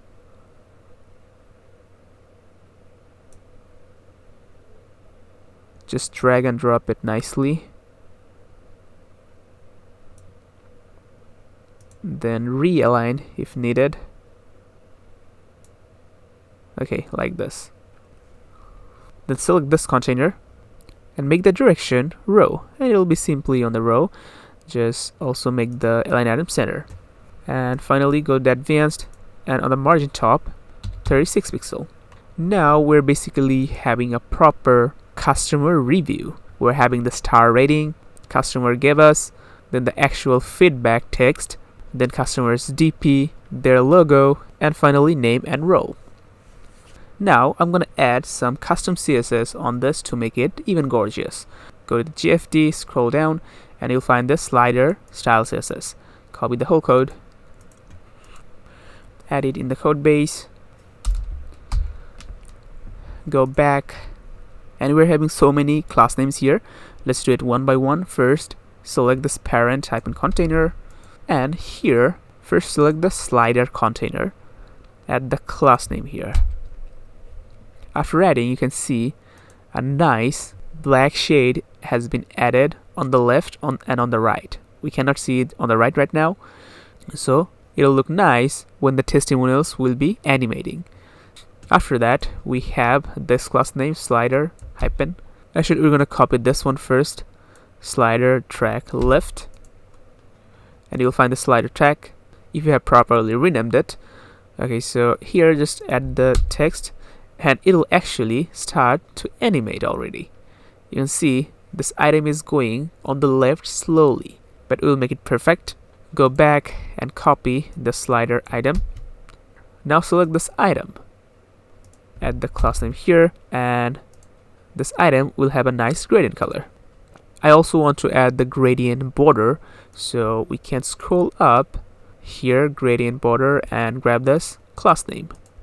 On the item, we can add space and paste the class name, and it'll have the gradient border, looking nice.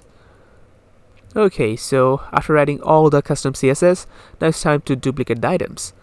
So here, inside the content, I want 4 items, so we can simply keep duplicating. We have 4. This is kind of looking like this. Okay, and one thing Here, if we scroll down again here, we'll have the slider hyphen content. We have to add this one as well. So select this content area and add it here. Now we can see all the testimonials, all the item is going on the left side like this, but there is no gaps between the items. So let's open it and select this content container. And here, unlink the gaps and just on the column, make it 25.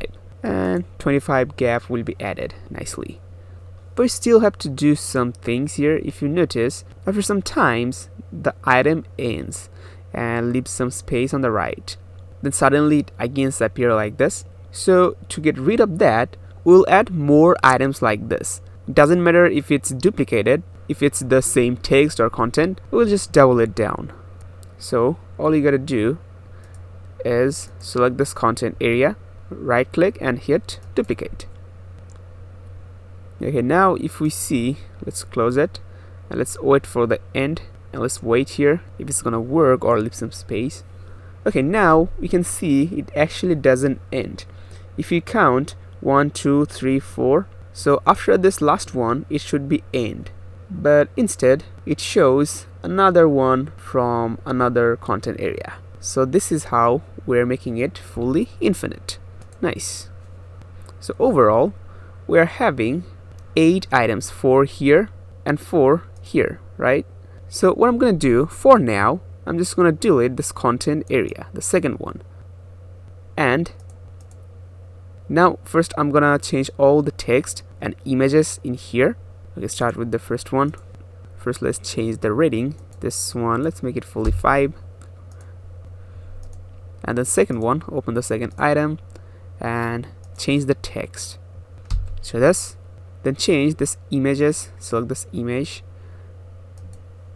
select anyone from here, then change the brand image, maybe this one, then change the name, and finally the role. Okay, so the same way I'm gonna change all the contents on the other ones, and I'm gonna come back to you after quickly changing it. Okay, so I have changed every content. Now it's looking like this. So what I'm gonna do is again select this whole content area and duplicate this. Now overall all these 8 items will repeat nicely. Okay, so this was our first row. Now let's make the second row. So this is looking like this. So the first row is looking like this. When you hold your mouse on here, the animation just stops, and when you leave the mouse, animation continues. Okay, now we need our second row after this here. So let's open and just select this slider track and duplicate this container. And here we'll just have another slider right after this. Let it load. It's loading. Okay, got it here. But here we need some space, so we can simply select the second slider track and go to the advanced tab. On the margin, just make it top 24 pixel. It'll be like this. Nice. Now finally for the second row, let's just quickly change all the images and text. I'm gonna come back. Okay, I have changed all the text and images here, and now everything is fulfilled. We can see the whole testimonial is endlessly going on the left, scrolling horizontally. You can see all the reviews, rating, name, role clearly. So basically this section is nicely done. Only thing we left is to make it fully responsive. So if we switch to the laptop mode, it's actually looking quite good. Nothing to change here. But in the tablet mode, let me see. I think here we need to work a little bit. I just want to make the boxes a little bit smaller. Let's open.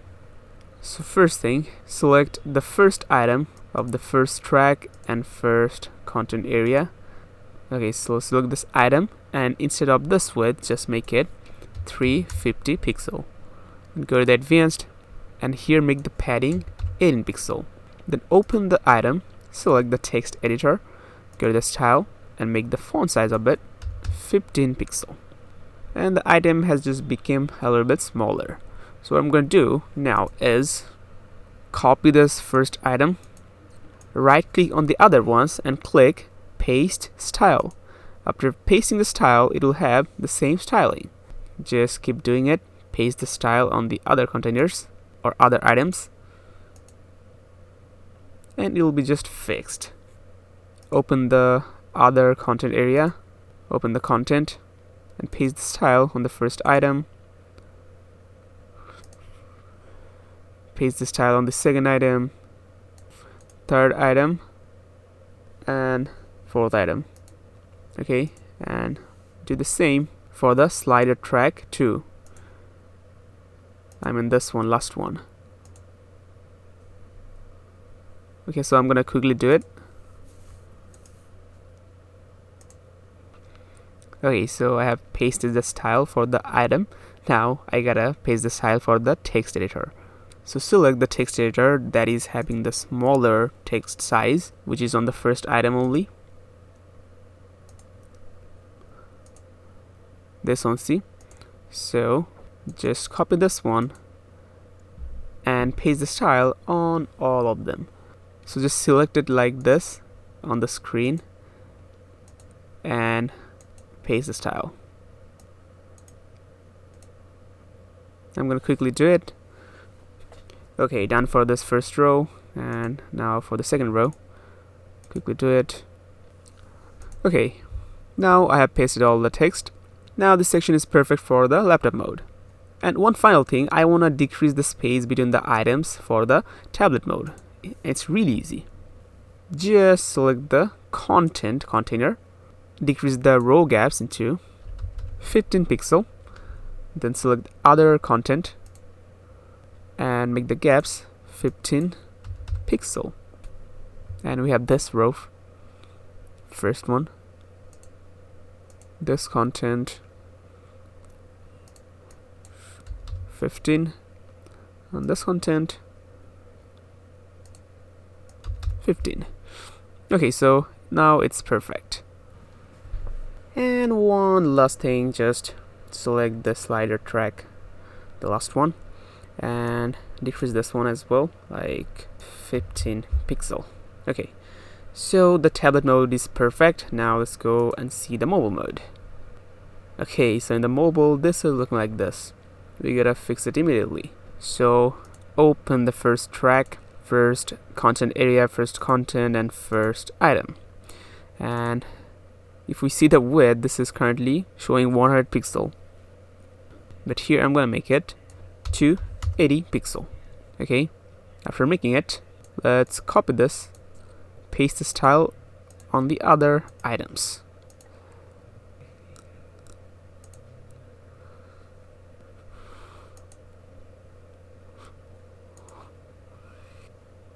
Okay, I have pasted the style, but these are coming like this. We gotta find out how to fix it. Okay, these are coming like this, really weird. Oh, okay, I got it. Let's close this content area and just paste the style on these items. And it'll start to get fixed. Okay, so after pasting the style, at least everything is appearing like this. Okay, now this is looking actually good. So let's do the same for the second slider track. Open the first item inside the content and make the width, or we can just right click and paste the style because you already copied that. And we have just fixed it. This is in the mobile, looking nice. Okay, so basically it's responsive, but here I actually want to add some space on the left and right of this text. It's looking bad right now. So you can select this text, go to the style, actually not the style, go to the advanced, and decrease the custom width. Make it around like 322, and this will be perfect. Okay, now one final thing for this section. This first row is going on the left, right? But this row, the second one, should be going on the right. So let's go back to the code base, and you'll see the slider track right. If you just copy this and select the second slider track and replace this class name to this, then it'll start to go to the right side. Now overall this is looking even cooler. Perfect. Okay, so we're officially done with this section. This is looking really cool. I think this is the coolest section yet. Now let's move on to the next one. So after this, I'm gonna add a client logo area. So after this slider container, we can add a new container. Okay, so we can just right click on it and click on add new container. A container will be here. We can rename this client's logo area. And this will be a really simple section. Okay, so first of all, on this container, make the content width boxed and make the width 1134. Then scroll down, make the justify content center, align items center. Then go to the advanced tab. Just on the margin top, make it 40 pixel and make the padding first unlink 60 pixel, 20, and just on the left 20. Okay, now inside this, let's add a heading widget. Change the text and go to the style. Make the typography text and open the typography. Just make the weight 500 and then close it. And make the text color text. Okay, this is like this. Now after this heading, let's add a widget that is the grid. The grid widget is like container, but it has more functionalities. I'm going to show you. So first of all, here scroll down, make the columns 6, and it will have 6 columns, 1, 2, 3, 4, 5, 6, and keep the rows 1. So we have only 1 row. Now on the gaps, unlink it just on the column, make it 64. Now we have gap between columns. Now go to the advanced tab, just on the margin top, 32. Now if you see, we can actually add any element inside of individual columns in this grid. So we can add an image in here. Just drag and drop it in here. Image will be added here. Change the image. Scroll down. Okay, you have it here. First I'm gonna select this one, and it's a logo. And after adding it, I'm gonna right click and duplicate. If I duplicate, you'll see this image will be added on the next column. So let's keep duplicating until we have 6 of them. 5 and 6. Okay, now let's quickly change the images.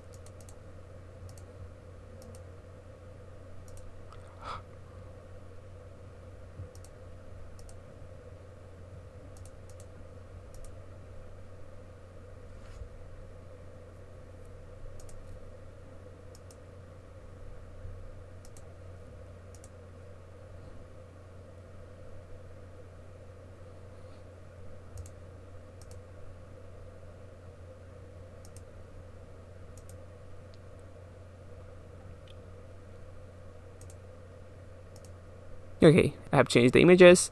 Now I'm gonna add a little bit of custom CSS for this section. So go here. If you scroll down, you'll find this logo area style CSS. Copy it and paste it in our code base in here. And go and grab the class name, which is this. And just select the grid and just paste the style in the classes. And you'll see we'll have a nice shadow or overlay on the left and right. Cool. Now let's just quickly fix all the responsiveness, like in the laptop is perfect. In the tablet, okay, in the tablet we definitely should decrease the space between the items. So select the grid, go back to the layout, and here just make the gaps 24 pixel. Nice. And final on the mobile. Here you see automatically this became like this. Now if we just make the columns 2, it will be divided in 2 columns. Okay, now it's looking perfect again. It's even looking better somehow. Okay, so we're also done with the client section. Now let's move ahead to our next cool section, and that will be another easy one. Okay, so let's add a new container in here, and we're gonna rename this features section. Drag this custom code on the bottom and work on this one. And here keep everything as it is. Just go to the advanced tab, make the padding 120, 20, 120 and 20 pixel. Now inside this, let's add new container. Keep the container full width and make the direction row. Now go to the style tab. Let's add a background color here. Choose classic and type the code here. Let's type 1D1 D31, a nice dark blue color. Then open the border, make the border radius 20 pixel. So you're just making the shape fully round. Okay, we cannot see the container right now. We'll be able to see once we add elements inside. Just here, make the padding 60. Inside this, let's add one more container and let's rename this container shortly cont, so it will be easier for you to follow. After that, here just make the justify content center, then go to the advanced, margin right 48 pixel. Okay, now here I'm gonna add a heading, but we already have so many headings in here. We can just grab this one, copy, paste here, because all the headings are the same in this page. Just we have to change the text. Before text this, animate it this. Now go to style and we'll tweak this one a little bit. Now scroll down, you'll find the alignment, just keep it left. Now go to the style and we'll tweak it a little bit.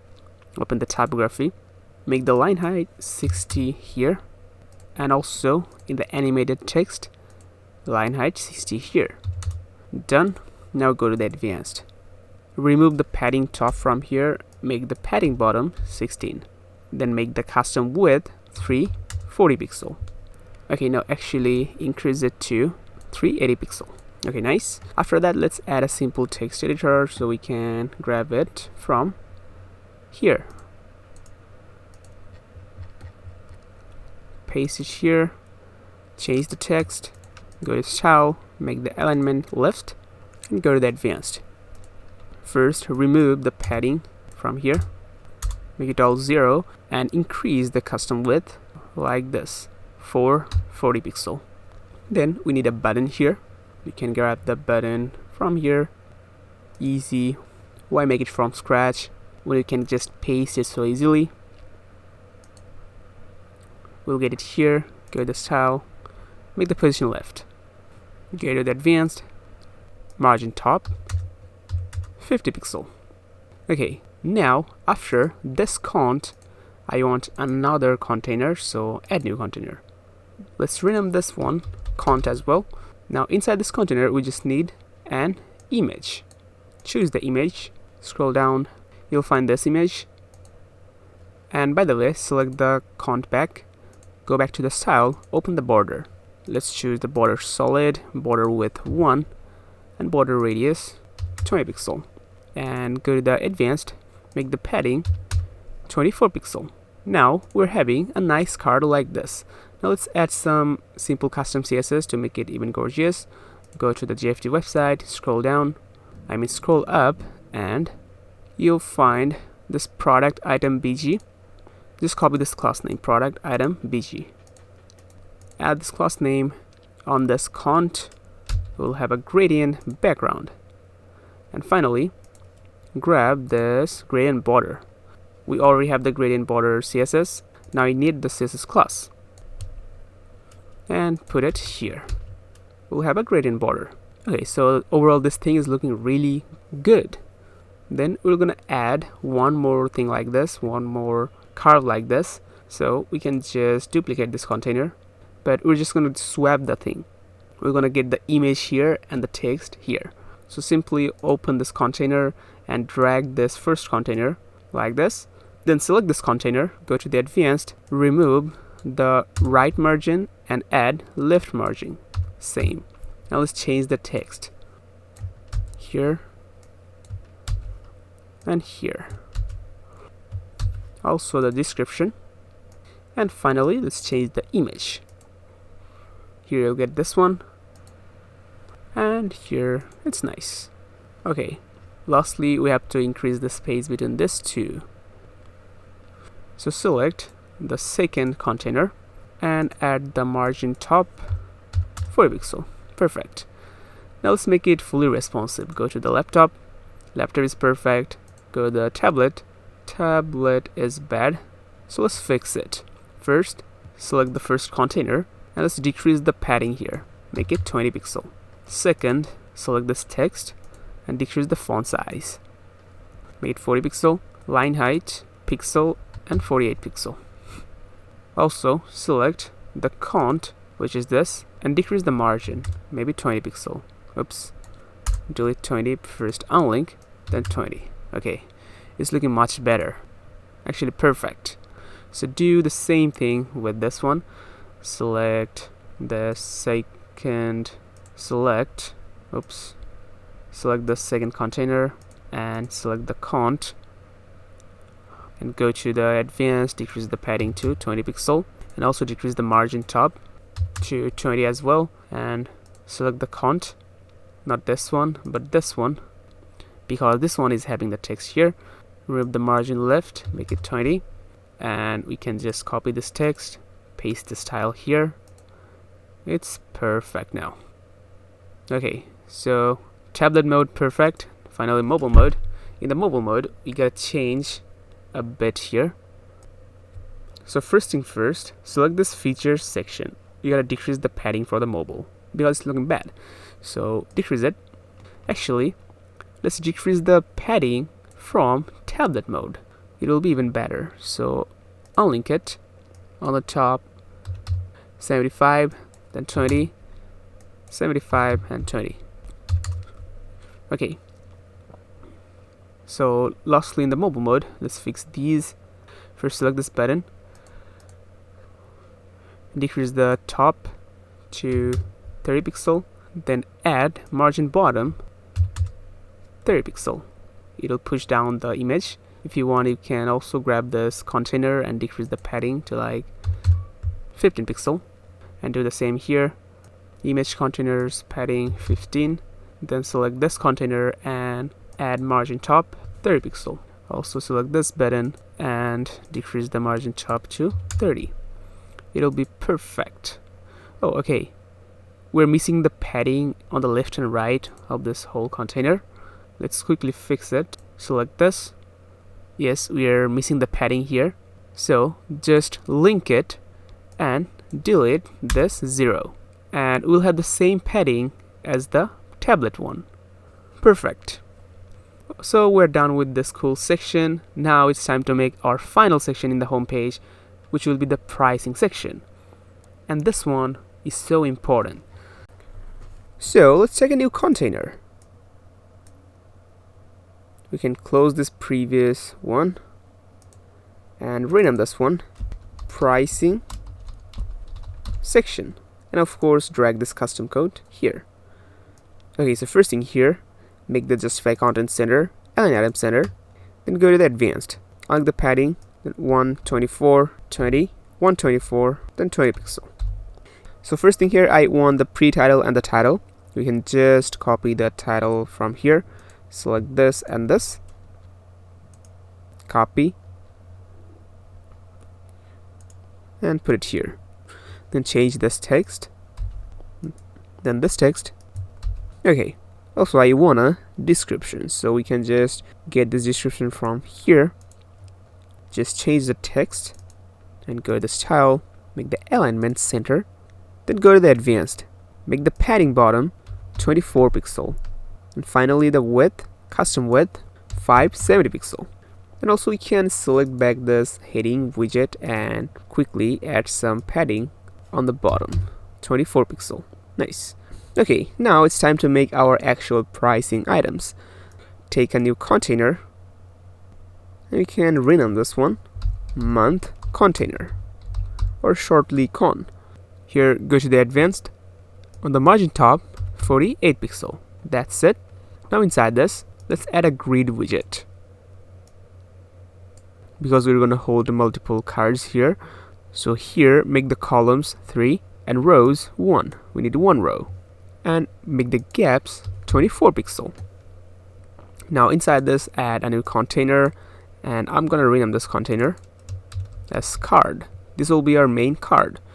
Now let's go to the style, choose the background type classic, and as a color, first choose the fully white color, and now make it semi-transparent. drag it all the way to the left here, or just type 14 at the end. We'll have a nice gray color. Then go to the border and make the border radius 12 pixel. That's it. Now go to the advanced. On the padding top 24, padding right 24, bottom 18 and 24. Okay, our cart container is ready. Now inside, let's add a heading widget. Change the text to this. Go to the style, make the typography text. That's it, and make the text color fully white color. Then make the padding bottom 24 pixel, and that's it. Now after this, add one more heading widget. Change the text to free. Go to the style, keep the typography primary, and the text color primary as well. Go to the advanced, just leave the padding bottom 8 pixel. Then after this, add a paragraph or text editor. Change the text to this, and here make sure this is text and this color is text. Finally, in the advanced, make the padding bottom 16 pixel, and that's it. Now after that, let's add a button. We can grab the button right from here, paste it here, then change the text. It'll say get started -free, like this. Also go to the style, and here under the position, if we make it stretch, the button will be covering the whole width of this container. Nice. But we have to decrease the gap between this button and this text. So in the advanced tab, just remove the 50 pixel, make it 0. Perfect. Okay, after this button, I'm going to add a widget that is called spacer. We can actually use this spacer widget to leave space anywhere like this. So just make it 24 pixel here. Now after this, let's add a really useful widget that is called icon list. Let's add it here. So basically, icon list adds a list of text with icon. So I'm going to do is delete all the icon except for the first one, because we cannot delete this. So open it, change the text, and now we can change the icon from here. We have our own icon. Click on upload and select this one, and this icon will be nicely added before this text. Now I'm just gonna click on this clone to clone all these items. Make 5 lists, and now let's just change the text.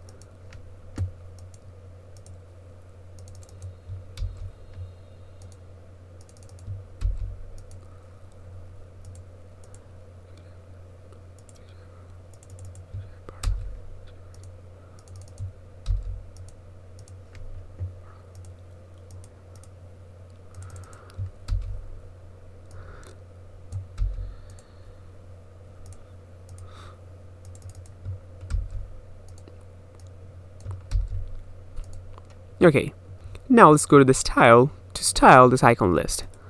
So first open this icon, and we can control this icon size. So here just make it 22 pixel.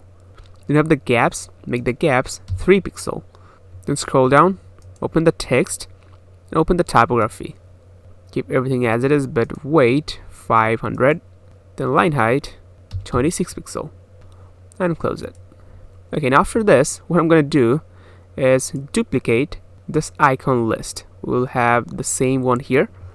Okay, now I'm gonna start to use custom CSS, and we'll make it look really cool. Just wait. Let's go to the JFT website, and if you scroll down, and you'll find this pricing table list item style.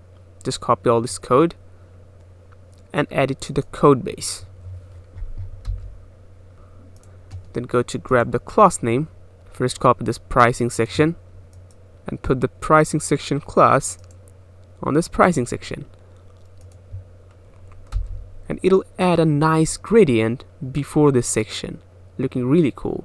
We'll add more gradients like this for the other section we have. Okay, so go back and now copy this pricing icon list. Then select this icon list, first one, and put the class name here, and we'll have a nice cool layout like this. Then again, go back, you'll find this price list opacity. Copy this and select the second icon list. put the class name here, and you'll see it will be like this. How cool. By the way, we gotta fix it a bit more. Okay, so what we're gonna do is copy this price icon list again, and with this price list opacity we have to keep that class as well. Now this is looking perfect. So we're basically saying that in the free plan all these features are available, but all these are not available. These ones will be available on the next plans. Okay, so let's open it and change the text. Click on the icon list, go to the content, and quickly change it.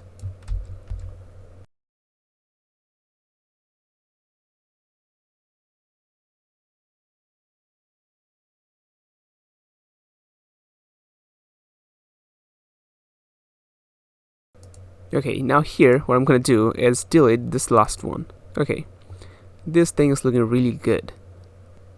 Alright, now I'm gonna make more cards here. It'll be almost the same, but a little bit different. So we can just select this whole card and duplicate. We'll get exactly the same, but instead of free here, we're gonna make a price structure. So first thing, change it to a number, like $15. Now after this heading, just delete this text and instead add a container right here. We can rename this price just to organize, and here make the direction row. Then justify content, go to the advanced, unlock the margin just on the bottom 6 and make the padding 0. Now let's add the same heading as this. We can copy this, paste it here, but change it to a number like $15. Now after this, add a text editor. Then change the text, of course, and here just type / month. Go to the style, open the typography, make the size 18 pixel. Close it and weight 500 and close it. Then make the text color white. Go to the advanced, just padding left 3 pixel. And now let's select this price. Go to the layout, and if we make the align items and it will be placed here. Nice. So we're showing $15 a month. Now another thing, with this text I want to show a saving tag. So I'm going to do the same. I'm going to delete this text, instead add a container. Make sure this is before the price, and we can make it plan just to organize. And now inside this, add this text back and change it to Pro Plan. And with this, add a new heading. Make sure this is right after this heading, just drag it up. Okay, so change this heading, type save like 20%, go to style, open the typo, make it 14 pixel, and line height 14 pixel. Make the layer spacing just 0. Close it. And then we can select the plan, make the direction row, and if we make the justify content space between, it'll make the two elements as apart as possible. Then make the align item center to make it vertically centered. Go to the advanced, make the margin bottom 22 and padding 0. And by the way, select this heading and remove all the padding. Okay, now let's stylize this tag a little bit. Go to the advanced, and we can use the class name gradient border. Go to the JFD website, and we can get the gradient border from here. We already have the code, so we don't need. Just paste the class name here and you'll get the gradient border around this text. But let's make it nice by adding some padding here. 7, 12, 7, and 12. It'll be like this, but we want to add some border. Scroll down, you'll find the border here. First, border type solid, border width 1, and border color white but semi-transparent. Just add 1 if at the end. Lastly, border radius 50 pixel. Now it'll be looking like this. Really nice. Okay, so this was this card. Now I want another card right here. We can just select this second card and duplicate. Make sure you duplicate the second card because in the second card the structure is different. In here, first select this and change the text to Enterprise Plan. Make the saving tag save 30%. And also change the price to $20. And we're gonna change the features. We're gonna change the text to different features later. Okay, now for this one thing, select the first card, and in the advanced just add the gradient border class name, and we'll get nice border. Gradient border, and last one, gradient border. Looking like this, pretty nice. Okay, so this was monthly plan. Now I'm gonna add yearly plan. It'll be the same, just the text will be different. So we can select this month con, then duplicate this and rename this year. Okay, so we'll get the same thing here, but we're just gonna change some text to year, like this one, year, and also the price should be different, $72, and here as well, $120, and year. So currently this is looking like this, but we're actually gonna make it functional. If anyone comes here, they will be only able to see one type of plan, like monthly plan, but when they will click on toggle button, it will be automatically changed to this. We'll make that function using JavaScript code, but don't worry, I have the code for you. Just go to the JFD website and you'll see the switch code here, and also the pricing table JS code here. I'm going to show you how to use it. So first of all, let's add the button, the toggle button. So before, let's open it. Okay, here, before this month cont, let's add a new container. Here, we can rename this toggle button. Click on plus and search HTML. Add it here. And we have to add the code here. Go back to JFD and just copy this whole HTML code. If you just paste it here, you'll get a proper toggle button. By clicking, you can just toggle like this. Nice. Now we need some text here, like it'll say this is monthly, this is yearly. So we can add heading widget right before this HTML and type here monthly first. Go to the style, make the typography text and open it. Just make the weight 500, that's it.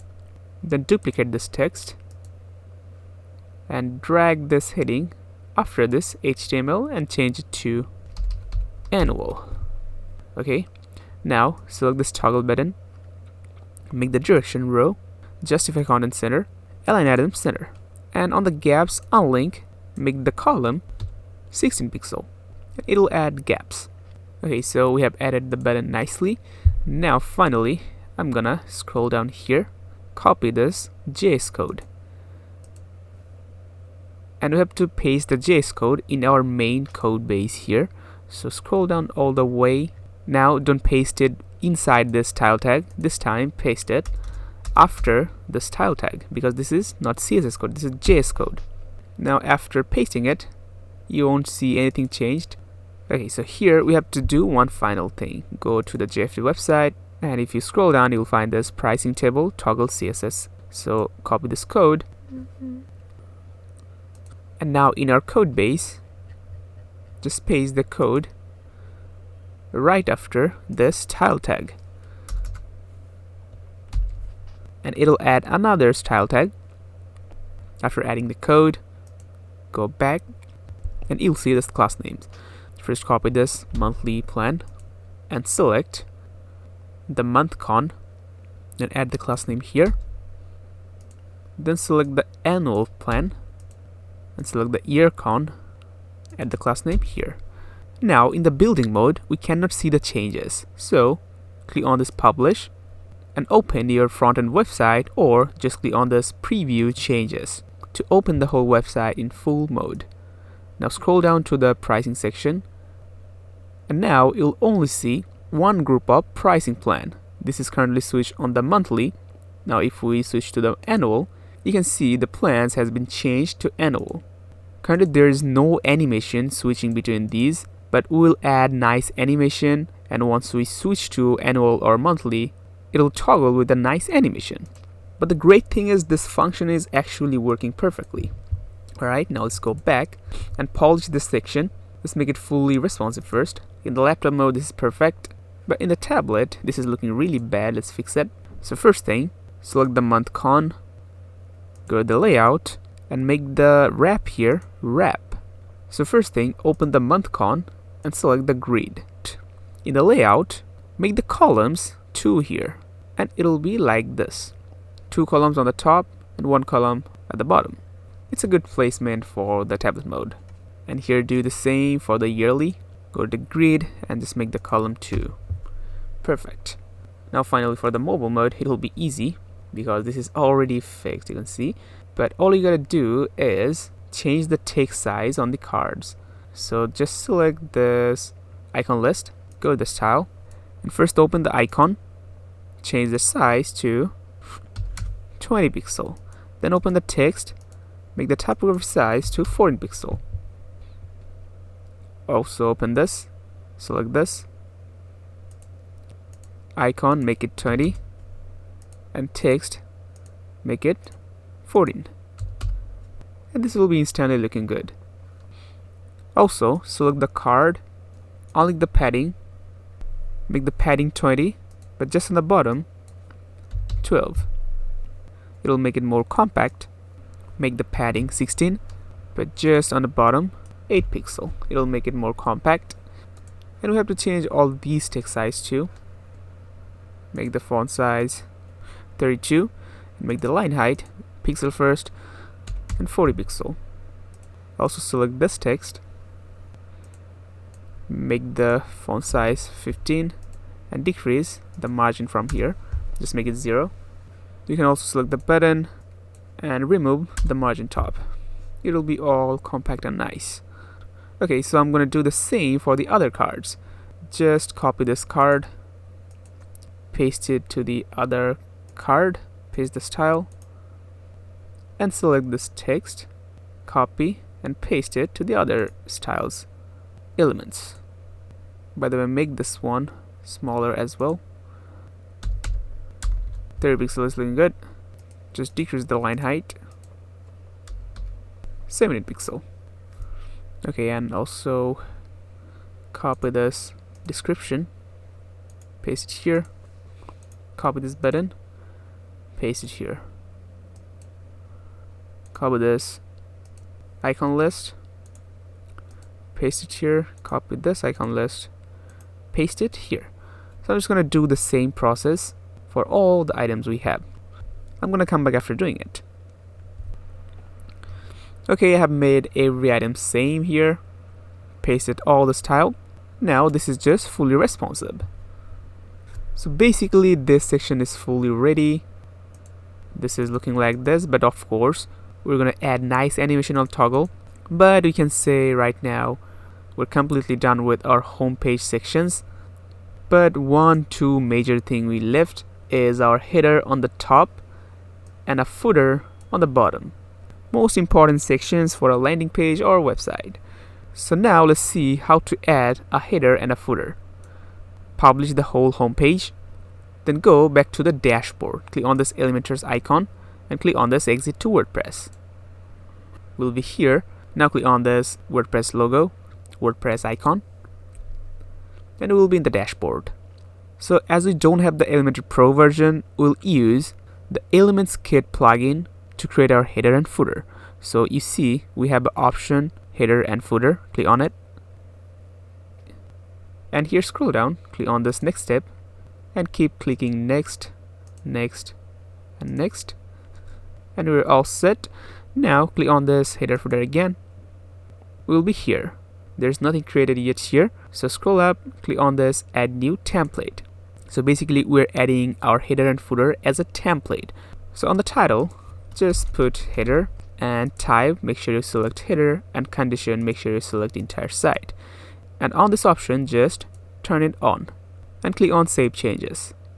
You'll be saved as header. Now click on this header, then click on this edit content, and now we can actually make our header inside the Elementor page builder.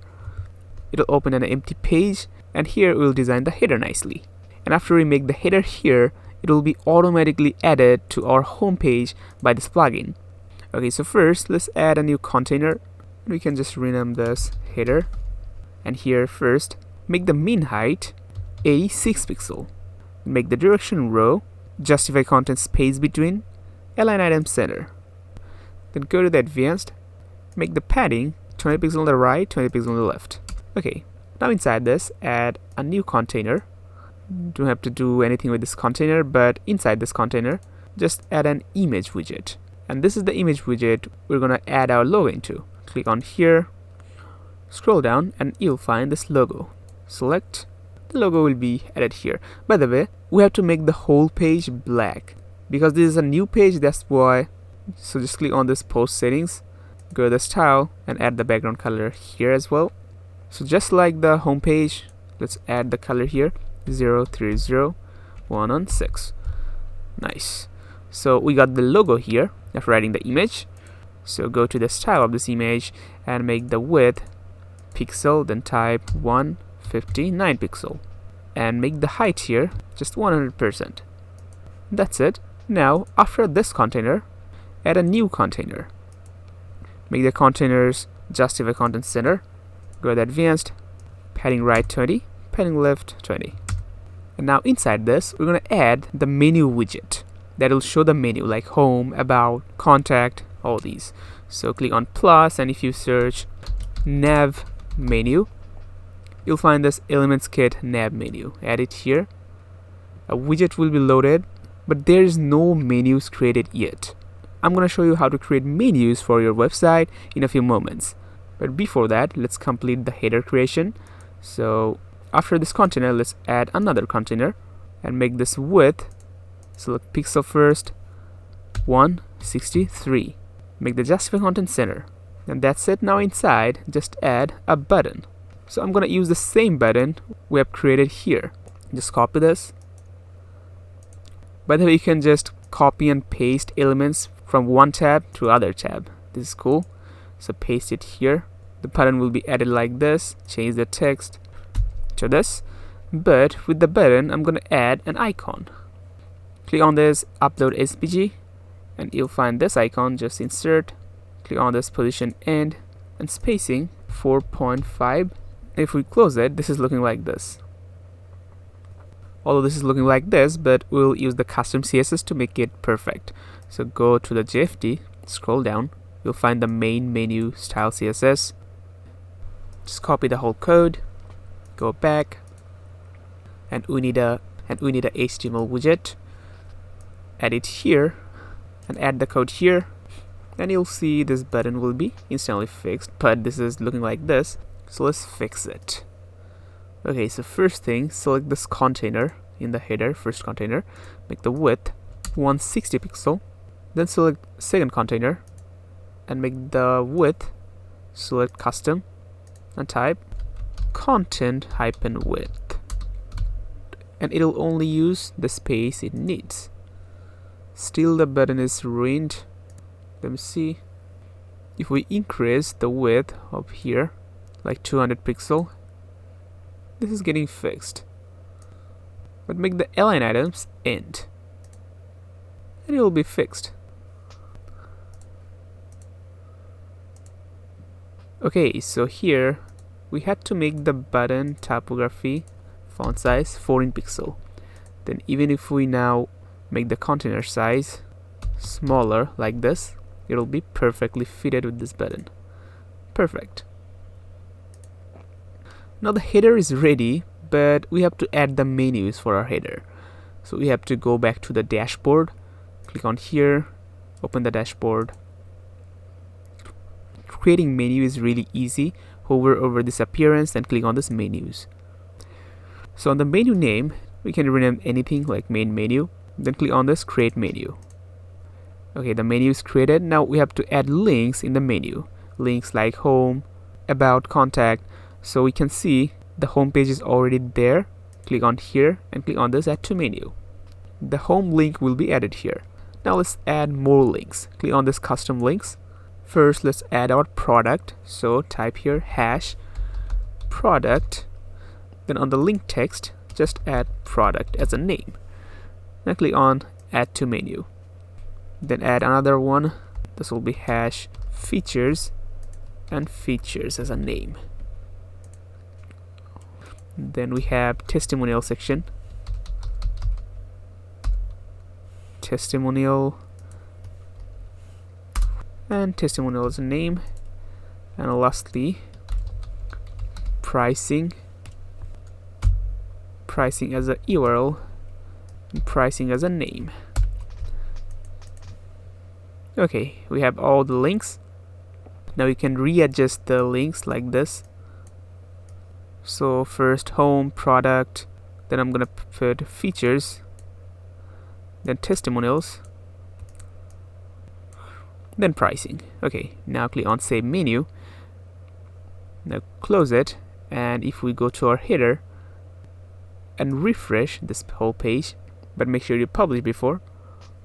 Now if we select this widget, this nav menu widget, and select the menu as main menu, and we will have all the menus available. If we hover here, we'll see, but we have to style it to make the text visible and good looking. So go to the style. First make the menu height 38 pixel, scroll down, make the padding here 0, then here make it 0, make this one 0. Now open this menu item, which is these links. First of all, typography, choose the text, but font size 14, line height 20 pixel, and you'll find this item text color. Just choose this ADABBD, and this text will be nicely visible now. Now scroll down. Now here, make the border radius 0, item spacing 0, but margin, item margin 32 on the right. It controls the space. Okay, so this is looking really nice, but I want to make it even better. So we have some custom CSS. Go to JFD website, and you'll find this menu section. Copy it and select this middle container. Add the class name here. Then go back and copy this main menu and add the class name on this nav menu widget, and it will have a nice styling here with a new tag here. Okay, open. Now if you wanna change the placement of this tag, it's a little bit tricky. We have to open the code, but it's totally possible. Scroll down and you'll find these codes: main menu dot elements kit and etc. Now we have this int child 3. We have multiple of them, child 3, child 3, child 3, like this. So this tag added on the third item, as you can see, the features. If you want, you can place it to fourth item. If you just make the int child 4, make all the int childs 4 like this, and it will be moved to the fourth number. How cool. Okay, by the way, one thing, let's change the hover effect on this item. Select this elements kit, go back to the style, open this menu item and switch to the hover, and just make the item text color fully white and it will be nice. Also on the active, make the color white, so that selected text will be white or remain white. So our header is fully done. It's looking super good. Final thing, we have to just make it fully responsive. In the tablet, this is good or not good, so we can easily fix it. Select this element, go to the advanced, unlock the padding, and add 20 pixel on the top, and it will be on the center nicely. Perfect. Now go to the tablet mode. In the tablet, you can see the menu is automatically hidden, which is good because we cannot fit the menu inside this, but instead we get this hamburger menu. By clicking it, we open all the menus. Nice. So we have to stylize this nicely and make it look good. Open it, select the elements, go to the style, and open this hamburger menu. So let's open it and style it. So first thing, unlock this padding, make it 18, 11, 18, 11, then width 48, then border radius 100 pixels, so it will be rounded, and then choose the background color, classic color or accent color. Scroll down, make the border type none, make the hamburger icon color fully white or this F9 color. Then padding here, make it 10. Then I'll the margin on the top 10, on the right 20, on the bottom and left 0 and 0. Here make the width 48 and border radius 100 pixels. So this is basically for when it's opened, this close icon. Okay, so for the close icon as well, make the border, background accent and this color F9. And now it's time to place it nicely. It's looking really bad in the middle, and one thing, we have to change the hover effect. So switch to the hover here, just change the hamburger icon color to white so it doesn't look bad, and here as well, select the background color, make it white so it doesn't look bad. This one. Okay, now I want to place this hamburger icon all the way on the right side. So it's really simple. Click on this middle container, scroll down, and if you make the order end, it'll be placed at the end. Nice. So select the container again, go to the layout, and make the justify content end, and make the align items end. Also go to the advanced, make the padding 0. It'll leave no space. Let's place this button around here. Click on this last container, make the width 20%, and go to the advanced, make the size grow, and it'll be like this, but just make the margin right 30 pixel. It'll be here. Now one more thing, select this middle container, and we have to decrease the space on the top. We can maybe select this one, and yes, just remove the padding 0 from here, and overall this heading is looking just perfect.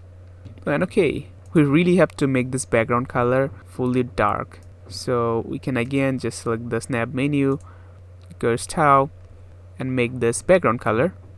Type the color code 030116, and we got all the color, and we got the background dark, but have to change the color. So open the menu items again, change the item text color to AB color, and everything will be perfect. Okay, so we have just created our amazing header. Now it's time to create our footer. Publish it and go back to the dashboard. So again, go to the Elements Kit and open the header footer. The header is done. Now click on add new template. This time title it footer, choose the type footer, condition entire site and make it activate, then click on edit content. The footer will be opened in the Elementor and will build a really nice footer. Okay, so first click on the settings, go to the style and add a background color to this page. Make it 030116. Now add a new container and let's rename this footer. Now go to the style. Now choose the background color classic and make the color 020206.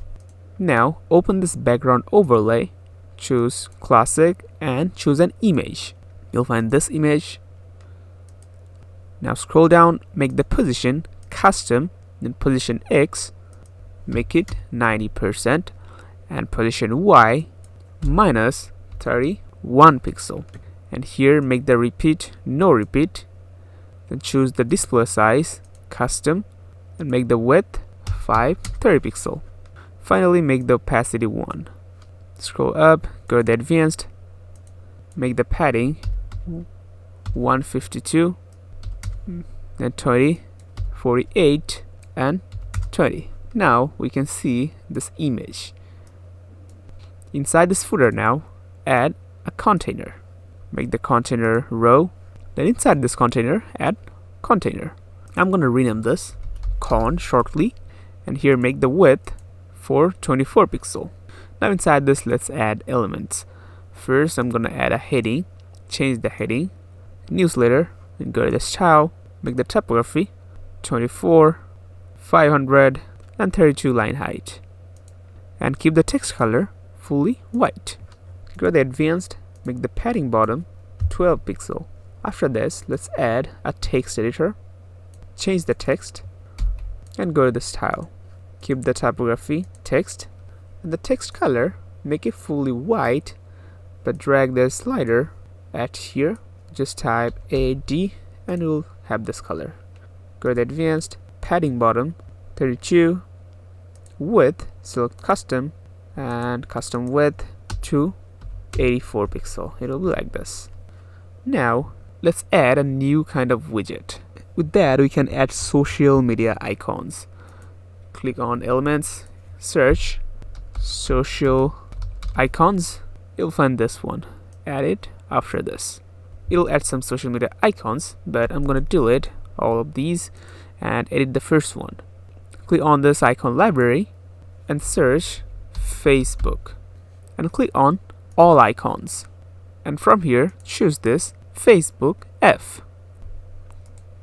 and here you can actually put your Facebook account link. So by clicking on this icon, it will take people to your Facebook account. Okay, now click add item and this time search dribble, select this one, then add new and search YouTube, select this, add new, and finally search Instagram, select this one. Now here choose the shape circle, make the alignment left. Now go to the style and first make the color custom and choose the primary color, type a code 312B57 and make the size 16, padding make it 0.5 em, spacing keep it 5, and rows gap 0, and icons will be looking like this. Okay, now this part is done. I'm gonna take another container after this and rename this cont, and here let's make the width 50%, make the direction row, go to the advanced, make the margin left 148, and make the size grow. Now inside this, let's add new container. We can call this column and make the width custom, and here type content width. Well, if we type the content width, there is no space and we cannot add anything inside this. Okay, now inside this column, click on here and click on this heading. Heading will be added in here. Change the heading, make it company, go to style, make the typography text, but make the size here 18 pixel and weight 500. Close it. Now just make the padding bottom 24. Then after this, search for icon list, add it here. Let's make a list here, delete all of them and change the first one to home, and in the link just search home and you'll find this home link. Select. It's just an option. If you have different pages, you can just search the page's name, and by clicking on this link it'll take you to the page. Now remove the icon, I don't need it. Duplicate this 4, 5, 6, 7. In here change the text. So this is about. If you have any about page, just search for about and you can select the link. However, we don't have any about page right now. This about, then change this to features, then pricing, vlogs, then contact us. And if you have more pages, just add it here. Now let's style this text. First make space between 12, open the text, make the typography text, and make the color fully white, but at the end type AD, a semi-transparent color. Okay, this part is done. Okay, now after this, let's add one more container after this. Rename this column as well. And copy the style, paste the style, but inside this, I'm gonna add a container. And inside this container, I'm gonna add this heading and this icon list. Just select these two like this and copy, then paste. Okay, we're having the same thing here, but just select this column from the advanced margin left 120 pixel to move it to the right. Then here just change the text and change the icon list. Remove from the bottom, keep only 3 and change the text. And utility page such as terms and condition if you have, link the page here, then privacy policy, and that error page. Okay, after this just duplicate this container again, make the margin top 55 pixel, 56 pixel, and change the text. Like if you have other social media links, put it here. Okay, so here our links are ready, looking great so far. Now let's work on the bottom part of the footer. So right after this container inside footer, add one more container. We can rename this copyright area. First of all, make it row and margin top 124 pixel to push it down, then add an image. And this image will be our logo again. This one. Increase the width of the logo 331 pixel, and this image is looking so pixelated. I think we should select other image, and we have it here, footer hyphen logo SVG. This is an SVG logo, so it's unbroken, and it will be here. Then go to the advanced, make the margin right to 36 pixel. Okay, now after this, let's simply add a text editor and say here all this copyright, but just select this particular text, KitPapa, open this toolbar, then click on this insert link, and we can directly add a link on any text. So by clicking on that text, it will take you to the link. Putting KitPapa.com and click on apply, and then click on toolbar, click on this text color and choose white color. Click on custom and choose fully white color. Click OK, and we'll get a text like this. Then go to the style, keep the typography text, the text color, make it fully white, but at the end type AD to have this color.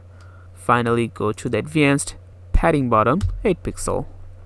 And also let's go back to the copyright area.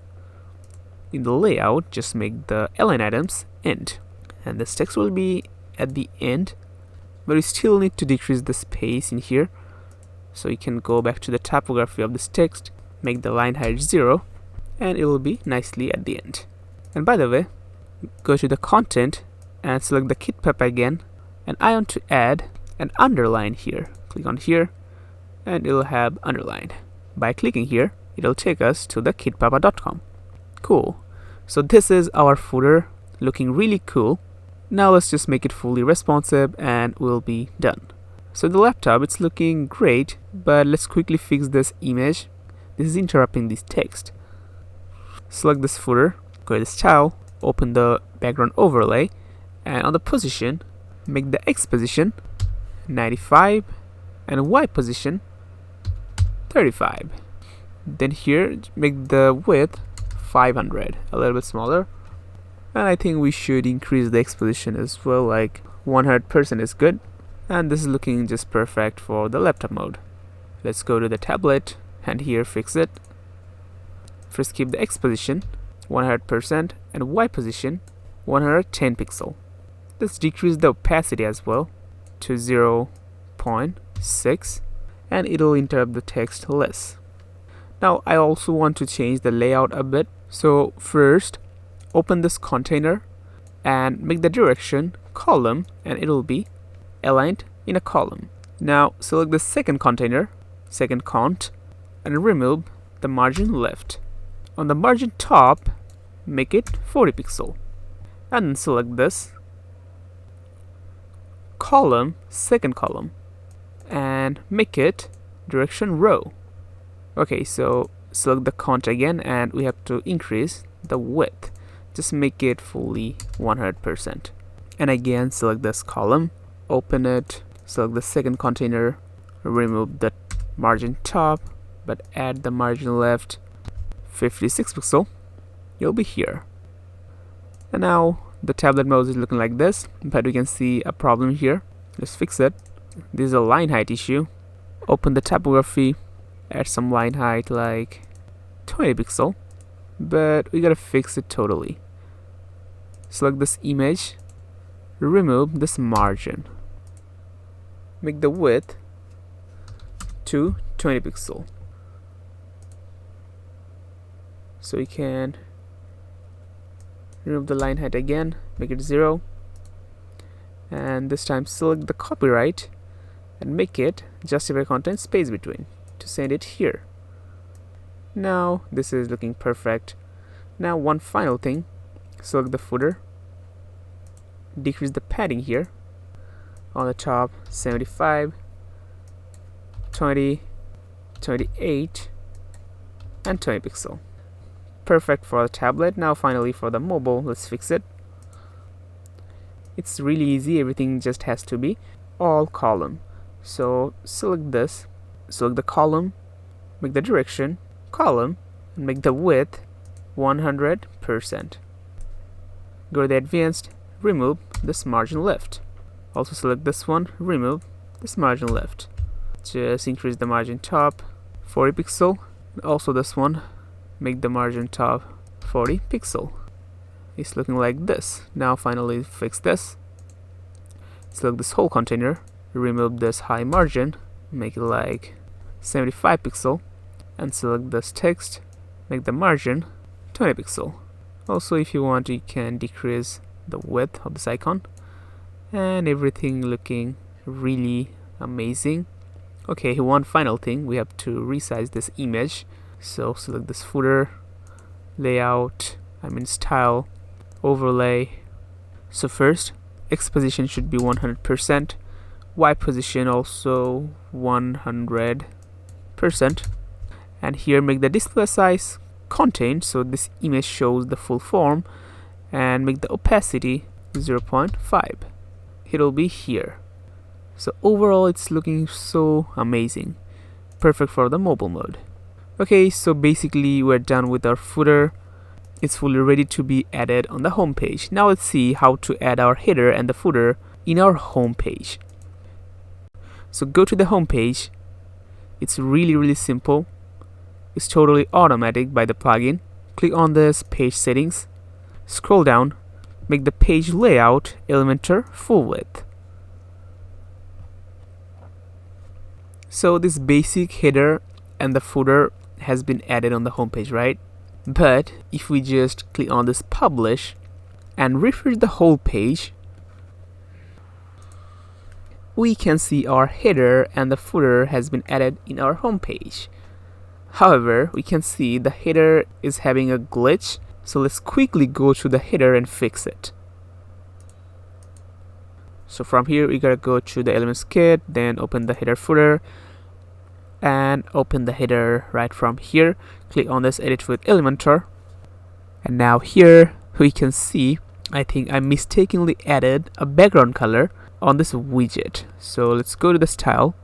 Okay, I have added the background color for this menu wrapper background because I wanted this dark background on here, but it actually should be, let's cut this color and click on this clear. It actually should be on the mobile wrapper background, so only on the mobile mode this background will appear, so we get no interference on this widget here on the desktop mode. So now this header is looking perfect. Okay, so we have to publish, and now if we go back to the home and refresh the whole page, and if we close this panel, it'll be perfectly fixed. We got our nice header and the footer on the bottom. Now let's actually polish the whole home page from start to finish. By polishing I mean let's add some animation on the sections, then let's make these links, these menus links functional. Okay, so let's start with these menus. Even if we don't have these single pages, we have these sections, right? Like we have this product section, we have this feature section, testimonial section, pricing. So what I want, by clicking on each links or menus, it'll take us to that associated sections. Like if I click on the product, it should take us to the product section. If I click on the pricing, it should take all the way to the pricing section. So like that. And it's really easy. We just have to put some ID on each sections. On the banner, go to the advanced, and on the CSS ID, just put banner like this. Then open the product section. On the CSS ID, type product like this. Open the testimonial. CSS ID, type testimonial. Make sure you type it correctly. On the features, make it features. On the pricing section, make it pricing. Now publish this, and let's go to the front end website. Refresh. Now if we click on this product, this is nicely scrolling us to the product section. We click on this features, it's taking us to the features. Testimonial is taking on the testimonial, and pricing will take us to the pricing. How cool. So even if we don't have separate pages, we have this menu links functional. Now as I said, I'm gonna add animations for each sections. Let's do it. So let's start with the banner section. First I'm gonna select this item, this container, and we can go to the advanced, scroll down, and there is motion effects. With the motion effects, we can add many type of animations. One of them is entrance animation. In the entrance, you'll get so many type of animations, and if you select one, for example fade in, this element will appear with that fade in animation. Whenever anyone opens this website for the first time, they see this animation, or if they refresh the page, or if they scroll down to the element, they see the same animation. So for this element, I'm gonna keep fade in up animation. Alright, now let's select this text. Do the same, go to the advanced, open the motion effects, and entrance animation, select the fade in up. Do the exactly same for this description. Entrance animation, fade in up, and finally for the button, fade in up. Now let's see what happens. Click on this publish, go to the front end website, and refresh, and notice carefully, the animation will roll like this, looking really cool. Now let's add the animation on the other elements like this. Go to the advanced and choose the entrance animation. Let's choose fade in, and we can choose the animation duration. Let's make it slow, so it'll appear slowly. Now let's move on to the next section. Select this one first, add the fade in up animation, it will look good. Fade in up, also this one, fade in up. Nice. Now we can select individual items from here, like select the item, and for this one we can use fade in left, or it'll be too much, we can just use fade in, it'll be decent. Then for the second item, do the same. Animation fade in, and for this one we can actually add some delay, like on the animation delay, if we make it 500, which is half of a second, now this animation will show some delay like this. But I think the fade in animation is not looking that great, so we can select the fade in right for this one, and for this one fade in left. Now see how it looks, looking really nice actually. Okay, do the same for this one, fade in left and fade in right.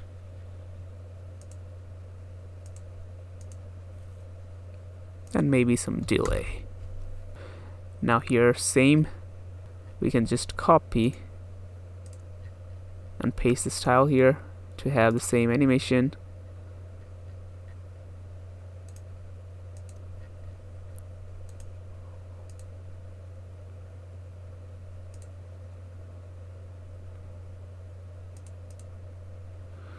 Alright, and here let's see what happens if we add animations. So we can just select the whole slider container and open the motion effects, make it fade and up. This will look good. Okay, now we can also add the whole animation in here. We can maybe select this grid or this whole client logo area, add the motion effects of fading up. Okay, and also let's add some effects in here. You can add effects individually, or if you like, you can just add it as a whole. So I can select this container and add the motion effect, fading left for this, and for this fading right. Now overall, this will look really good like this. This will look like this, but we can get so creative by selecting this container and adding animation in here. Select the fade in up here, and overall it'll be looking like this. So good. But let's make the animation delay 200 to add some more drama. Okay, so let's do the same for this one. Nice. This section's done. Now this section, the last section. Okay, first of all, I'm gonna add the animations here. Copy this one, paste it here, and paste the style. Copy this heading, paste the style here, and finally this. Make it manually fading up. Also this thing, toggle button, why not make it fading up? And finally these, and these will be interesting. So select the card, make the motion effects. In the entrance animation you'll find zoom in, choose this, and we'll have this nice animation. So do the same for other cards.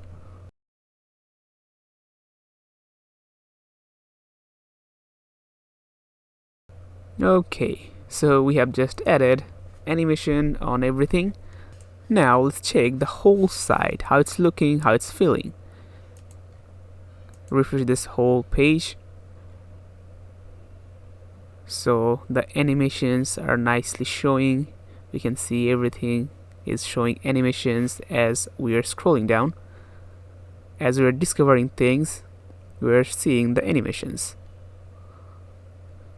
And also now on the toggle, we see the nice animation on the toggle. Perfect. Alright, so we're finally completed our amazing SaaS landing page. Congratulations! If you check out our channel, you'll find more in-depth step-by-step tutorials. Most of them are 3 to 4 hours long, covering everything from personal portfolios to full e-commerce websites. If you really want to become a professional Elementor expert, I recommend investing a couple of weeks into watching and recreating those websites shown in the tutorials. Try to mimic each website we built in those videos. That'll help you master different layouts and design for different industries. And that experience will boost your confidence like nothing else. Now let's talk about what's next. How to get your first few real clients using the skill you have just learned. There are hundreds of ways to get clients, but I'm going to show you one of the easiest methods you can try immediately. Step 1. Finding leads. Just go to the Google Maps and search for gyms near your location. This is just an example. You can use this method for any niche. Restaurants, salons, dentists, whatever you're comfortable with. Now let's say you're in Florida. Search something like gyms near Florida, USA. And as a result, you'll find so many gyms, right? And from here, you can just click on any of them and you'll find all the details about that business. Their name, their exact location. You can see if they're having a website or not, their phone number and all. Now, we need to create a lead spreadsheet. In this way, note the gym name, the phone number, website URL, then address.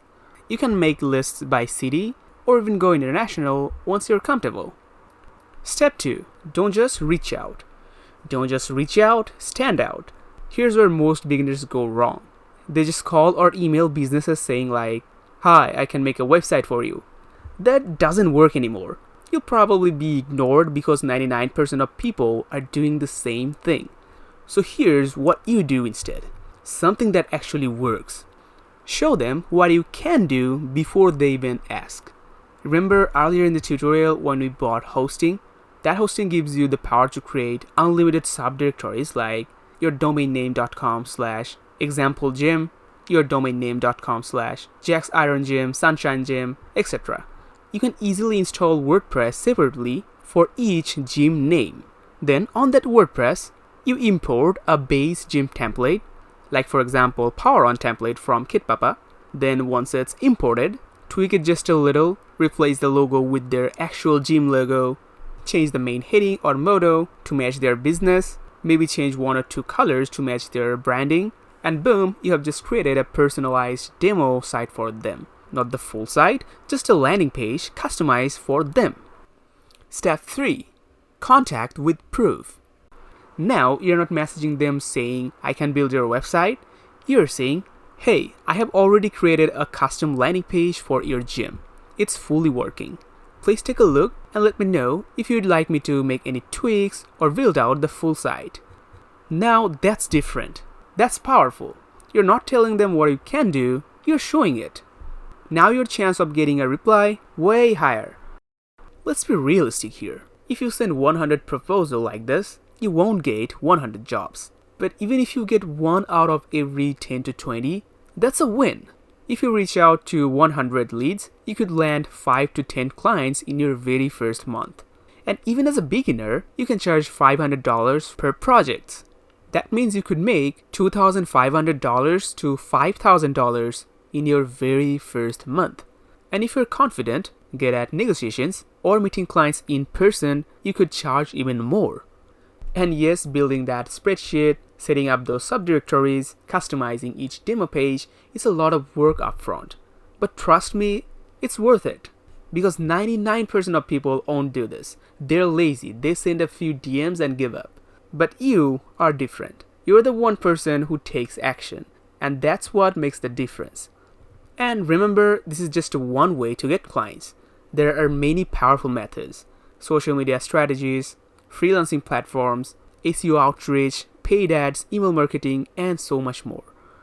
If you'd like a detailed course where I show multiple client getting methods, step by step, please comment below and let me know. If enough people are interested, we'll make it happen. And other than that, let me know in the comments what was your favorite part of this tutorial. Or do you have any questions about what we just discussed? I'll try to personally reply as many as I can. Thanks again for watching, and I'll see you in the next video. Bye for now.